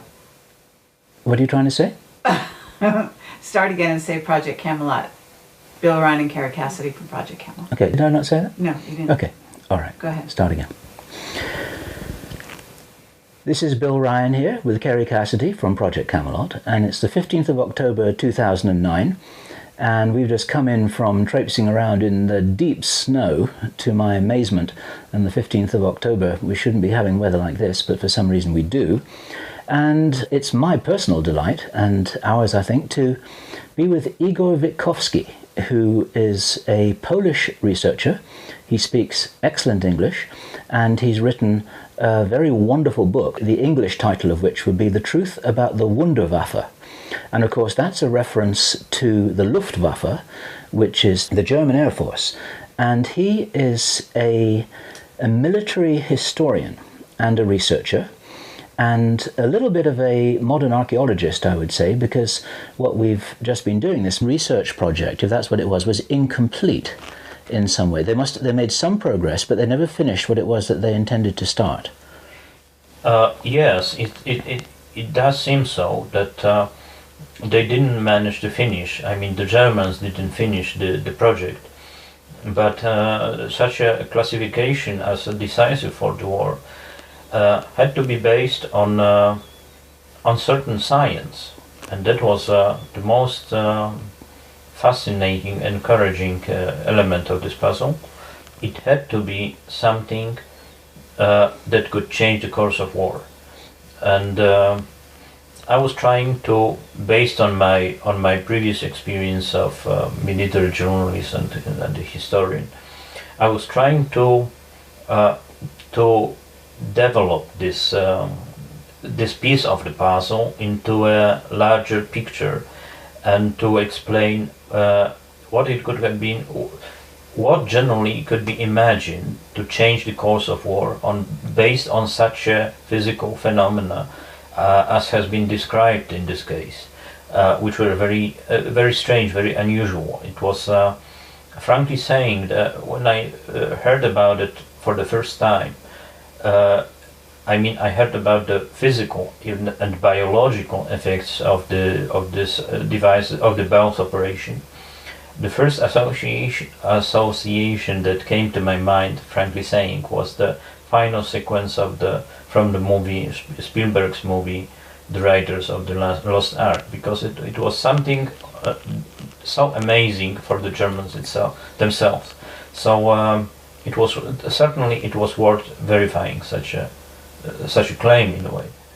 What was it that led you to understand that the physical evidence for the Bell was going to be in this particular location? Because you came here and then you found a whole lot of other stuff, didn't you? Exactly, that was the case, and there were some geographical names in this original German documents. I mean, interrogation protocols of these Germans, and among them, this area has been mentioned around Riese, and which is the giant underground factory. And there was also a mention that a mine that has been turned over into a military research facility, that this mine was used for this research from December 1944, if I remember correctly. And first of all, I started to look for a mine which would be in the vicinity of the Waldenburg town, which is nearby, and I have found out that there is just only one mine in that area, and indeed it has been handed over to the military for military research, and it bears all the marks of such a complex. And in the process then of coming here to check all that out, then you found this device this structure which has become known as the henge. I think, was that your term for it, or was that invented by Nick Cook, who was the first Westerner, or the first guy from America, let us say, to come and check out this story based on the publication of your book? The henge, where did that come from, and what's all that about? I wrote about it as the first, and the henge has never been mentioned in the original documents. It's only my guess that in